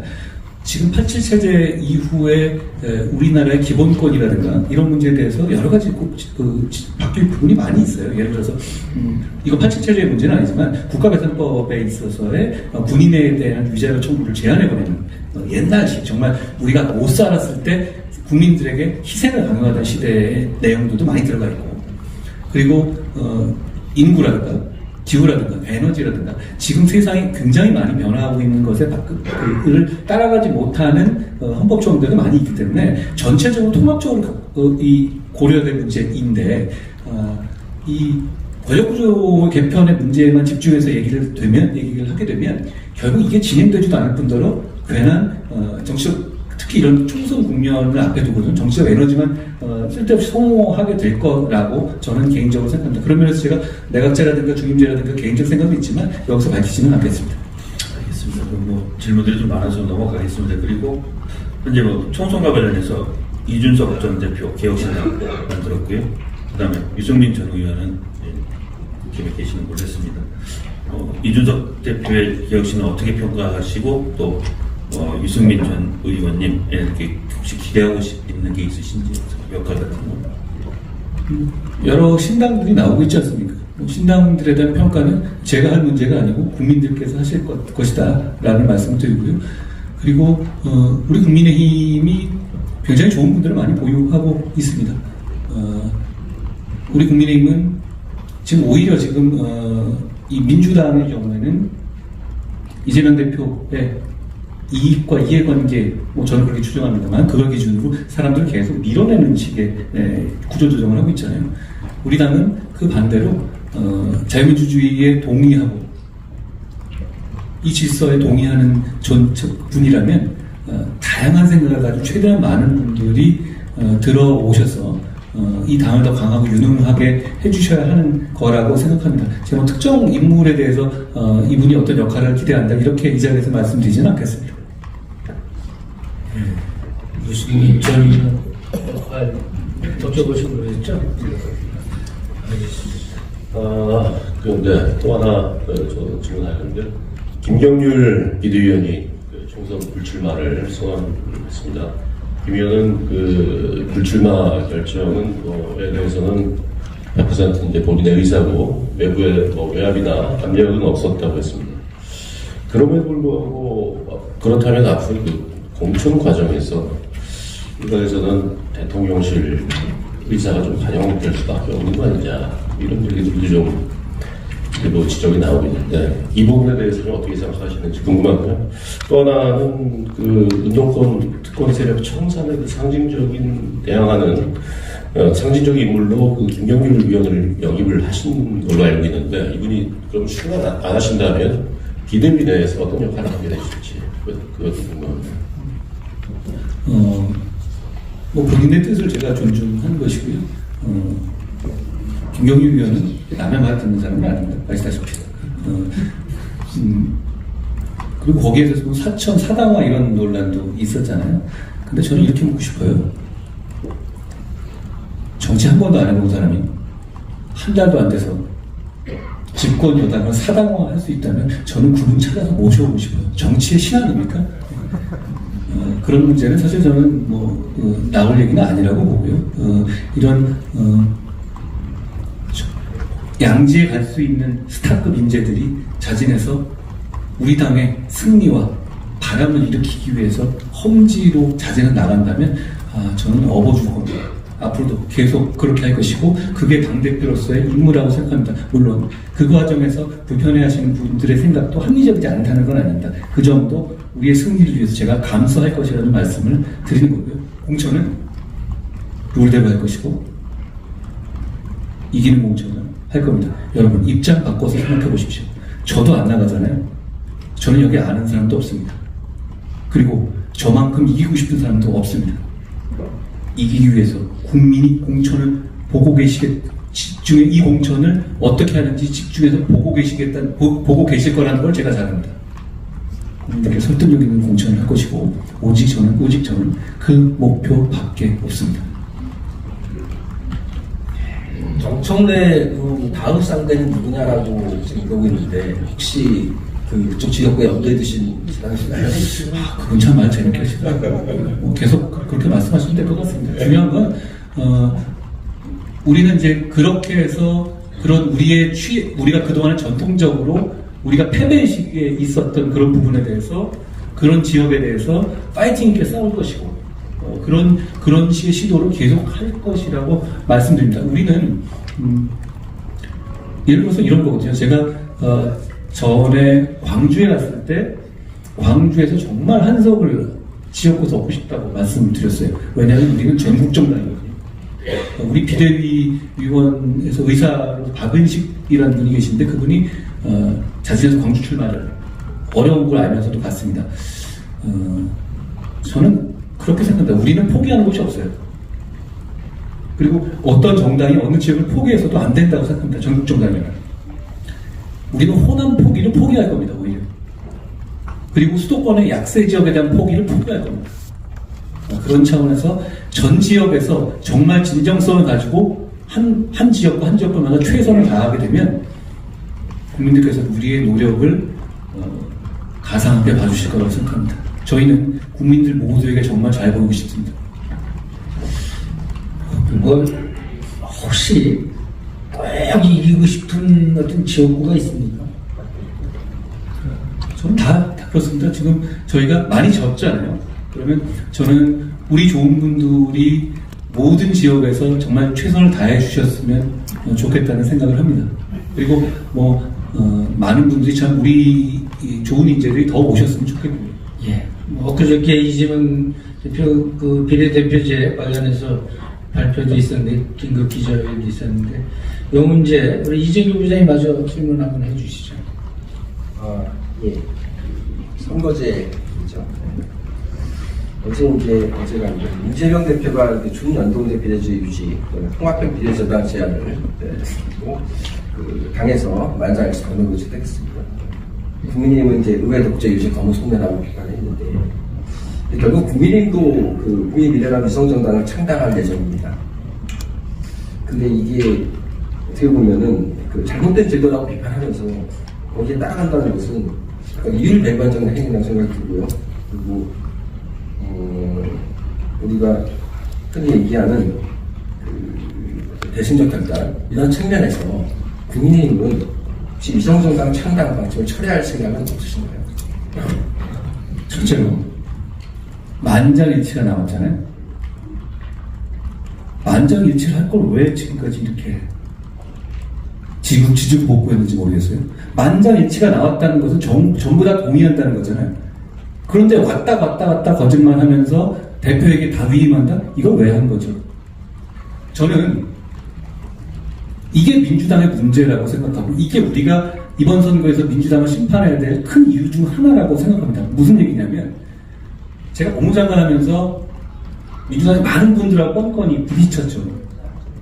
근데 저는 별로 부담되지 않았어요. 왜냐하면 이분들이 숫자는 굉장히 많지만 다 똑같은 소리 하거든요. 똑같은 방침에 똑같은 방향의 모직을 준비해 똑같이 얘기한단 말입니다. 그래서 저는 법무장관으로 하면서 여러 의원님들하고 논쟁을 할 때 그냥 한 명하고 싸우는 것 같았어요. 이런 식의 다수당으로서 국민의 그 민의를 반영하는 겁니까? 예전에 보면 뭐 소수파도 있고 그랬잖아요. 저는 안 그렇잖아요. 그러니까 이게 만장일치라는 게 얼마나 코미디인지 그 자체가 보여준다고 생각합니다. 이걸 만장일치 할 거면 지금까지 왜 이런 거예요? 그러니까 이 민주당에서 당에서 얼마나 정치공학과 자기들의 당리당략만이 모든 것의 결정의 이 원칙이라는 점을 이 만장일치 결과라는 것을 저희가 보여준다고 생각합니다. 얼마 전에 북한에서도 99점 몇 프로 나왔던데요. 근데 100% 나온단 말이에요. 왜 북한인가요? 그리고 두 번째로 여기 계신 정말 전문가들 계시잖아요. 제가 기자님들한테 물어봤는데요. 여러분들도 물어보겠습니다. 그 준연동형, 연동형 제도, 연동형이 모두 좋습니다. 자, 그 산식 아시는 분 계십니까? 계세요? 계시면 설명해 주세요. 아시면. 제가 듣고 설명해 드리겠습니다. 그 비례대표를 어떤 방식으로 선출한다는 지금 민주당이 지금 하겠다는 그 계산식 아시는 분 계세요? 여기 정치부 기자님들도 계시고 다 원로들이시고 우리 다 정말 대한민국의 0.01% 정치 고관여층이에요. 아십니까? 제가 몰라서 물어보는 거예요. 민주당 의원 180명, 160명 제가 그 앞에서 물어보고 싶어요. 다 그냥 랜덤으로 얘기해보라고. 글쎄요. 몇 명이나 얘기할 수 있을까요? 저는 별로 없을 거라고 생각합니다. 그러면 국민은 비례대표를 투표를 하면서 자기 표가 어떤 식으로 선거에 반영되는지를 모르는 거예요. 저도 모르는데요. 둘째, 그러면 그 산식을 제가 써오긴 했어요. 근데 안 읽어드리겠습니다. 봐도 모르겠어요. 자, 그러면 거기 나온 숫자가 꼭 그 숫자대로 그 퍼센트여야 하는 필연적인 논리적인 이유가 있는 거예요? 그거 없습니다. 그런데 왜 그렇게 하죠? 그냥 이건 자기들 욕심과 이해관계 문제예요. 국민은 몰라도 되는 건가요? 국민의 표가 쓰이는데? 이건 선거가 아니에요. 선거의 제도가 복잡해지는 방향이 민주주의입니까? 내 표가 한 표를 찍으면 그 사람의 일씩 올라가는 게 민주주의입니까? 저는 후자가 민주주의라고 생각합니다. 이래서는 안 되는 거예요. 우리 국민의힘 입장은 이래서는 안 되는 것이고 병립형을 해야 되는 입장에 한 번도 변한 적이 없고 지금도 그렇습니다. 부장님 말씀하신 것처럼 자, 위성정당 저희 준비하고 있습니다. 그러면 이건 플랜 B입니다. 자, 우리는 책임 있는 집권 여당이고 우리의 지지층이 있습니다. 그러면 180석을 가진 당이 야합해서 이런 제도를 만들려고 들어요. 여기에 대해서 그 대비책이 없어야 합니까? 그러면 여기서 우리는 위성정당을 만들지 않고 나머지 180석, 그러니까 최강욱, 조국, 윤미향, 김희경 같은 사람들이 모이는 그런 정당이 다 가져가게 둬야 됩니까? 그거 책임 있는 정당의 자세가 아닙니다. 저는 이 부분에 대해서 준비하는 것에 대해서 우리 당직자들에게 했어요. 떳떳하게 준비해라. 당연히 이건 우리가 민주당이 이렇게 이상한 자기들의 정치공학을 선거제도로 반영한다면 우리도 거기에 맞춰줘야 되는 겁니다. 딱 당당하게 준비하고 오히려 여기서 우리가 이 병립형보다 낮은 숫자의 의원이 갖지 않도록 최대한 준비하라고 했습니다. 저는 플랜 B라고 말씀드린 거고요. 또 하나는요. 이겁니다. 지금 어떤 경기를 앞두고 축구로 시합을 할 거냐, 야구로 시합할 거냐를 선수가 마음대로 정하는 거예요. 한 명이. 우리는 소수당입니다. 그러면 우리는 축구하는 줄 알았었는데 갑자기 야구하는 쪽으로 바뀌었어요. 그럼 야구도 준비해야 되는 거예요. 현실 세계에서 사는 사람들이. 그럼에도 불구하고 축구인지 야구인지를 지네 맘대로 정하는 걸 강하게 비판해야 되는 것이죠. 그게 저는 정치의 일이라고 생각합니다. 저는 정치 이렇게 하면 안 된다고 생각합니다. 아무도 국민도 이해하지 못하는 선거제도, 정확하게 말하면 자기들도 이해하지 못하는 선거제도를 원래는 병립형 한다고 그랬잖아요. 정청래 이런 아까 말씀하셨는데 무조건 병립형 띄우려고 전당원 투표 한다는 거 아니었어요? 그거 당연히 그 공작이었잖아요. 그 절차였는데 갑자기 문재인 대통령 한번 만나고 나서 바뀐다고요? 우리 4월 10일 날을 보고 있는 2만 5천만이 있는 앞에서요? 선거가 장난입니까? 그러려면 이런 거 하면 안 되는 거예요. 더 코미디 같은 건 이걸 이렇게 바꿔놨는데 이게 100% 만장일치가 나온다는 거예요? 저런 사람들 국회에 보내면 저는 안 된다고 생각합니다. 정치할 자격이 없는 사람들이라고 저는 생각합니다. 예, 말씀하신 대로 지난 선거에서 21대에서 이제 비례대표의 경우 이제 30석은 이제 안동형을 하고 17석은 독립형을 하고 그래서 이제 합쳐진 구조였는데 그래가지고 솔직히 저도 텍스트를 많이 보지만은 이게 전체적으로 이게 그 비례대표가 작게 가져가면 연동안에 이런 어떤 전체 구조도 정확히 뭐 산식을 저도 잘 좀 이해하기 힘들더라고요, 사실은. 아니 아무도 모를 것 같아요. 근데 그럼에도 불구하고 우리가 어떤 지금 말씀하신 민주당의 어떤 그런 과정들을 총체적으로 불의라고 본다면은 그 불의에 대한 방조, 그 다음에 그 불의에 대한 결과적인 가담, 이거는 위원장의 자유민주 국가에서 위원장이 말씀하신 동료 시민이 따라가야 될 과정은 아니라고 생각하거든요. 그럼 이걸 제가 여쭤볼게요. 그러면 지금 결과가 그 과정에서 우리 국민들, 동료 시민들이 원하는 사실 국민들이 원하는 걸 아주 심플하게 얘기하면 국민들은 각각 몇 대 몇 정도의 생각을 갖고 있고 표를 주는 거예요. 그런데 국민들이 우리 쪽에 있는 후보가 되기를 원하시는 마음으로 투표를 해요. 그런데 그 투표가 정말로 하나도 비례대표에서 반영되지 않는 결과가 나는 겁니다. 그걸 방치하는 거가 책임 있는 정치입니까?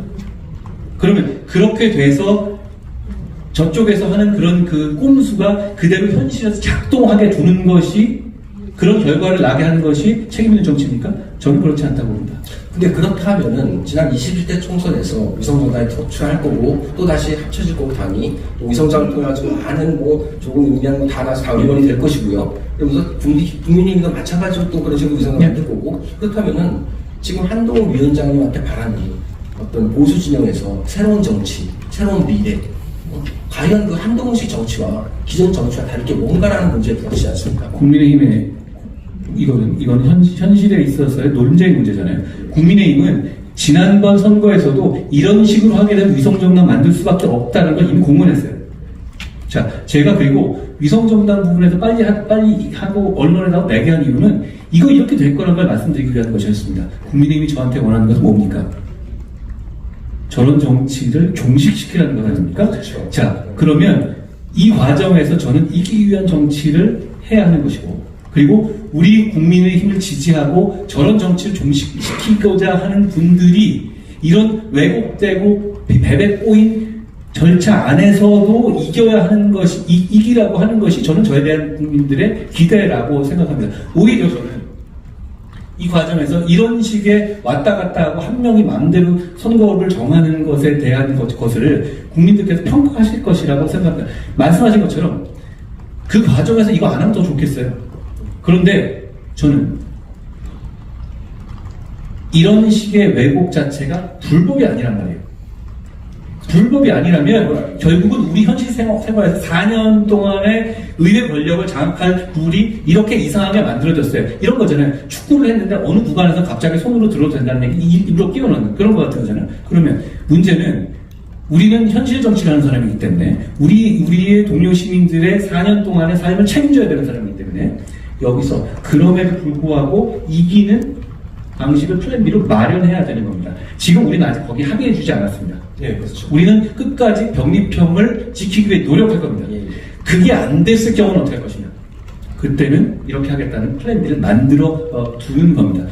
저희는 이 점을 오히려 이 과정을 국민들께서 보시고 민주당을 평가하고 민주당을 심판해 주실 거라고 생각합니다. 도대체 말이 안 되잖아요. 정말로 이 중에서 저 산식이 어떤 것인지 아는 분을 제가 써왔는데요. 저 아까 제가 숫자에 굉장히 강하거든요. 제가 모르겠어요. 왜 이래야 되는 겁니까? 저는 이해가 가지 않습니다.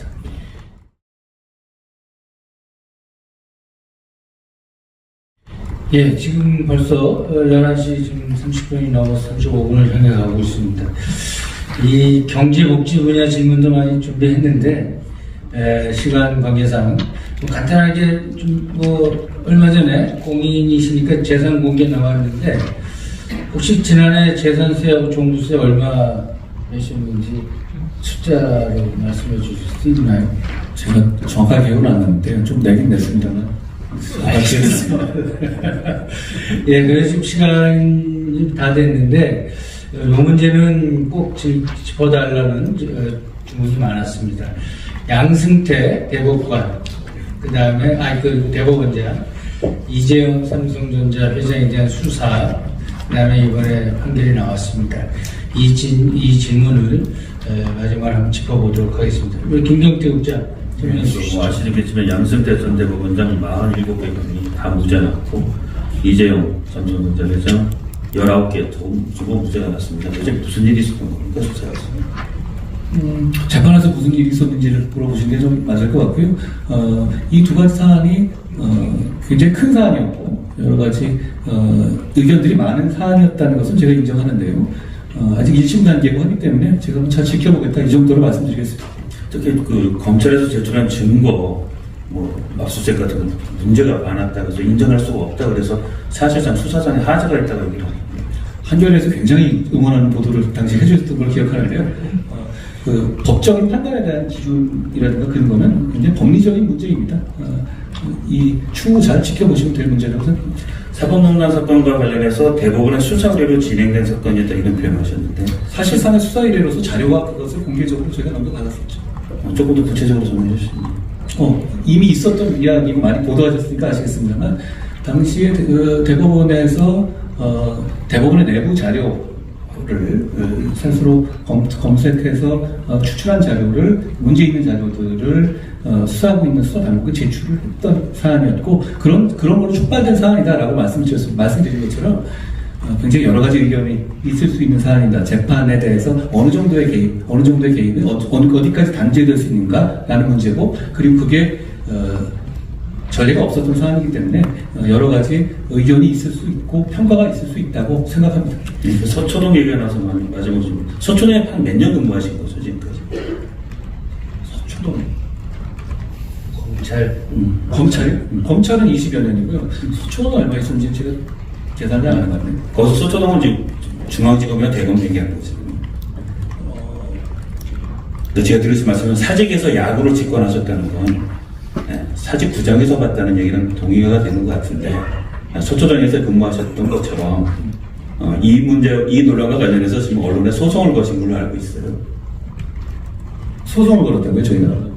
그러니까 지금 아마 저거 아닌가요? 중재비 같은 거 아닌가요? 그러니까 법적인 지금 대응을 하신 걸로 알고 있는데 이건 우리가 서초동 하면은 검찰청을 얘기하는 것처럼 이걸 굳이 여당 대표가 또 젊은 정치인이 이런 문제를 제기할 필요가 있을까 하는 지적이 있는데 소치하셔야 되는 겁니다. 언론에 대한 대응에 대한 질문을 얘기하는데요. 저는 언론에 대해서 대단히 존중하는 입장입니다. 그러니까 제가 다른 이재명 대표나 다른 정치인과 달리 저는 어떤 질문이라도 피하고 있지 않고 그리고 그게 제가 이제 말하는 과정에 빌미를 줄 수 있다는 것도 저는 알고 있는데 저는 그걸 감수해야 한다고 생각합니다. 앞으로도 그럴 겁니다. 그런데 제가 소위 말하는 그런 언론이라든가 정확하게 말하면 언론도 아니죠. 그런 식의 청남동 제가 지금 말씀드리면 그 청남동 루머 같은 그런 얘기하는데 그런 식에 있어서 저는 공격을 굉장히 많이 당해왔어요. 그런데 그런 식의 어떤 이 유언비어를 커뮤니티한테 뿌리고 그거를 기사화하고 이런 식의 주고받기 티키타카하는 식으로 사람을 공격하고 그것을 사실 기정사실화해버리는 식의 이런 공격에 대해서 그동안에 보수당이 대해왔던 방식이 잘못됐다고 생각합니다. 초장에 잘못된 게 있으면 분명히 문제가 있고 문제가 있는 부분에 대해서는 저는 과거랑 달리 정확하게 문제 제기를 하고 그 문제에 대해서 평가를 받아두고 이렇게 쌓아두고 가는 것이 저는 더 적절한 대응이라고 생각합니다. 제가 그 사안은 어쩐지는 모르겠는데 그럼 제가 다 챙기는 건 아닙니다만 저는 기본적으로 잘못된 보도라든가 뉘앙스라든가 이런 게 있잖아요. 제목 장사를 하잖아요. 자꾸 계속 바꿔가면서 뭐 한 번에도 여덟 번씩 바꿔가잖아요. 내용은 똑같은데 그런 식으로 해서 이미지를 깎아먹으려는 식의 의도적인 보도들이 많이 있어요. 아시겠지만 그러면 그런 부분에 대해서 단호하게 문제 제기를 해보라라는 식의 지침을 제가 준 상황인데 그 상황 자체를 제가 모르겠습니다. 예, 자연스럽게 지금 그 플로어에 계신 우리 선배님들 주신 질문을 제가 대신 질문 드리겠습니다. 이게 관련된 그 질문이 마침 또 들어와 있습니다.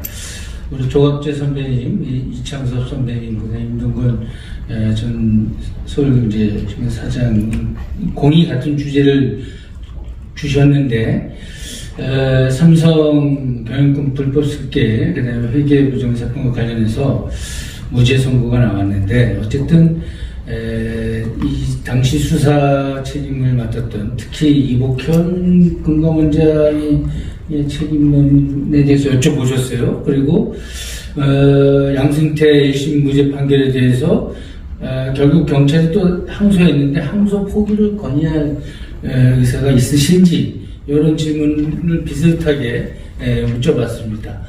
거기에 대해서 제가 여당 대표가 그걸 건의하는 건 대단히 부적절한 것 같고요. 여러 가지 평가가 있을 수 있는 사안이다라는 말씀을 드립니다. 그렇지만 그 당시에는 아마 그 당시에 수사하는 과정에서 제가 그 사안들을 다 관여한 건 아닌데요.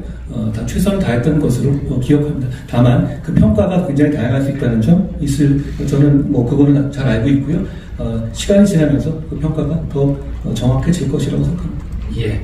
플로어 질문 또 간단하게 6.25 참전 언론인회 회장이신 박기명 선배께서 대신 질문을 주신 건데 6.25 참전제에 대한 수당이 다른 보훈 대상제에 대한 수당보다 빈약하다. 이거에 대한 어떤 좀 개선 용의가 있는지 여쭤보셨습니다. 꼭 그렇게 하겠습니다. 예. 그리고 우리 서옥식 선배님께서 얼마 전 아마 5.18 그 묘지 참배 뭐 관련해서 여쭤보신 것 같은데 북한판 국민묘지격인 애국 13명의 5.18 개입한 이런 묘미가 조성됐다는 사실이 목격됐다 하는 사실 소식인데 정부는 파악하고 있는지 이런 질문을 주셨습니다. 뭐 파악하고 있는 내용이 있으신지 어쩐지 궁금합니다. 5.18 민주항쟁에 대해서는 확립된 정부의 입장이 있습니다. 그리고 여러 가지 다양한 의견이 있다는 것도 제가 잘 알고 있다는 말씀드립니다. 예. 중앙일보 장세정 의원 오늘 오신 모양인데 통일에 대한 입장. 최근 이제 김정은 위원장이 민족개념 부정하고 뭐 이런 그 발언 아까 일부 언급됐지만 그런 거와 관련해서 여쭤본 것 같습니다. 한동훈 위원장께서 이 통일에 대한 입장이 무엇인지 궁금해하셨습니다. 사실 우리나라의 많은 분들이 정말 통일을 원하느냐, 통일이 필요하냐 이런 데 생각에서도 통일이 필요하지 않다, 통일이 꼭 뭐 지금 상태가 우리의 부담을 덜 더는 거 아니냐, 나중에 이런 생각을 하는 분들도 계신 것 같은데요. 저는 통일 문제에 대해서 저는 이런 생각을 가지고 있어요. 통일이 필요하냐, 안 하냐 이런 식의 접근이 아니라 만약에 북한이 붕괴되면 북한의 영토와 북한의 주민을 우리나라가 아니라 중국이나 러시아에서 점거하고 점령해서 영토화하는 것을 우리가 허용할 것이냐, 아니면 우리가 힘들더라도 그 부분을 우리가 가져와야 할 것이냐, 이런 판단이라고 생각합니다. 저는 이 관점에서 생각한다면 통일은 하고 싶으냐 아니냐 선택의 문제는 아니라고 생각합니다. 그 상황이 오게 되면 우리는 반드시 북한을 우리 영토화해야 하는 것이고 그 준비를 차분히 해야 하는 것이지 하고 싶냐 하고 싶지 않느냐 라는 문제는 아니라고 생각합니다. 저는 통일을 체계적으로 잘 준비해야 한다고 생각합니다. 예, 그 장수근 선배님께서는 아마 이게 지난 투개 피어 과정 부정만 그거 관련된 거였는데 그거에 대한 의견이 있는지만 여쭤보셨어요. 이건 특별히 답을 하실 때 투개 피어 과정에 제가 대한 말씀드리죠. 투표 과정에 대해서 여러 가지 의견이 있으신데 저는 그것을 이렇게 이해합니다. 선거의 공정성에 대한 강한 열망이 있는 것이죠. 우리 국민들이. 저는 그 선거의 공정성이 정말로 중요하다고 생각합니다. 지난 선거 과정에서 소쿠리 이 문제 같은 선거 관리에서의 부실함이 분명히 있었고, 그리고 최근에 국정원의 이 조사 결과 선관위의 해킹 가능성 등 여러 가지 문제점이 사실 드러나 있습니다. 그렇다면 우리가 해야 될 일은 4월 12일 선거에서 선거의 공정성을 담보할 수 있는 제도를 최대한 실현하는 것입니다. 이미 수개표 병행은 정해진 상태입니다. 그리고 이 수개표의 문제는 사실 독일에서는 수개표를 하지 않는 전자개표는 위헌이라고까지 결정했던 것이니까 명분이 충분하다고 하고, 저희가 4월 10일부터는 이번 선거에 수개표가 병행될 것이라고 알고 있습니다. 그리고 투표함 이송에 있어서 경찰이 호송하게 하고, 그리고 투표 관리에 공무원이 투입되는 것 등도 진행될 것이라고 알고 있습니다. 다만 저는 한 가지만 더 꼭 돼야 된다는 것을 말씀드리고 싶은데요. 우리 법상에 사전투표관리관이 도장을 찍게 돼 있거든요. 그거를 대법원 판례하고 규칙으로 인해서 도장을 직접 안 찍어도 되는 식으로 지금 운영이 되고 있습니다. 저는 이거 실제로 도장을 꼭 찍어야 한다고 생각합니다. 이걸 못 찍을 이유도 없죠. 사전투표관리관이 그 정도 책임성 없이 사전투표를 관리해서는 안 된다고 생각하기 때문이다. 저는 이 기회를 빌려서 선관위에서 그거 반드시 해야 한다라고 촉구합니다. 사전투표도 여러 가지 문제가 있잖아요. 사실 너무 간격이 커서 그 기간 중간에 있는 이슈들이 선거에 반영되지 않고, 그리고 지금 가뜩이나 선거 운동 기간이 짧은데 이렇게 사전투표를 멀찍이 떨어져 두니까 선거운동 기간이 너무 짧아지는 문제가 있어요. 그렇지만 이 문제는 법률 문제입니다.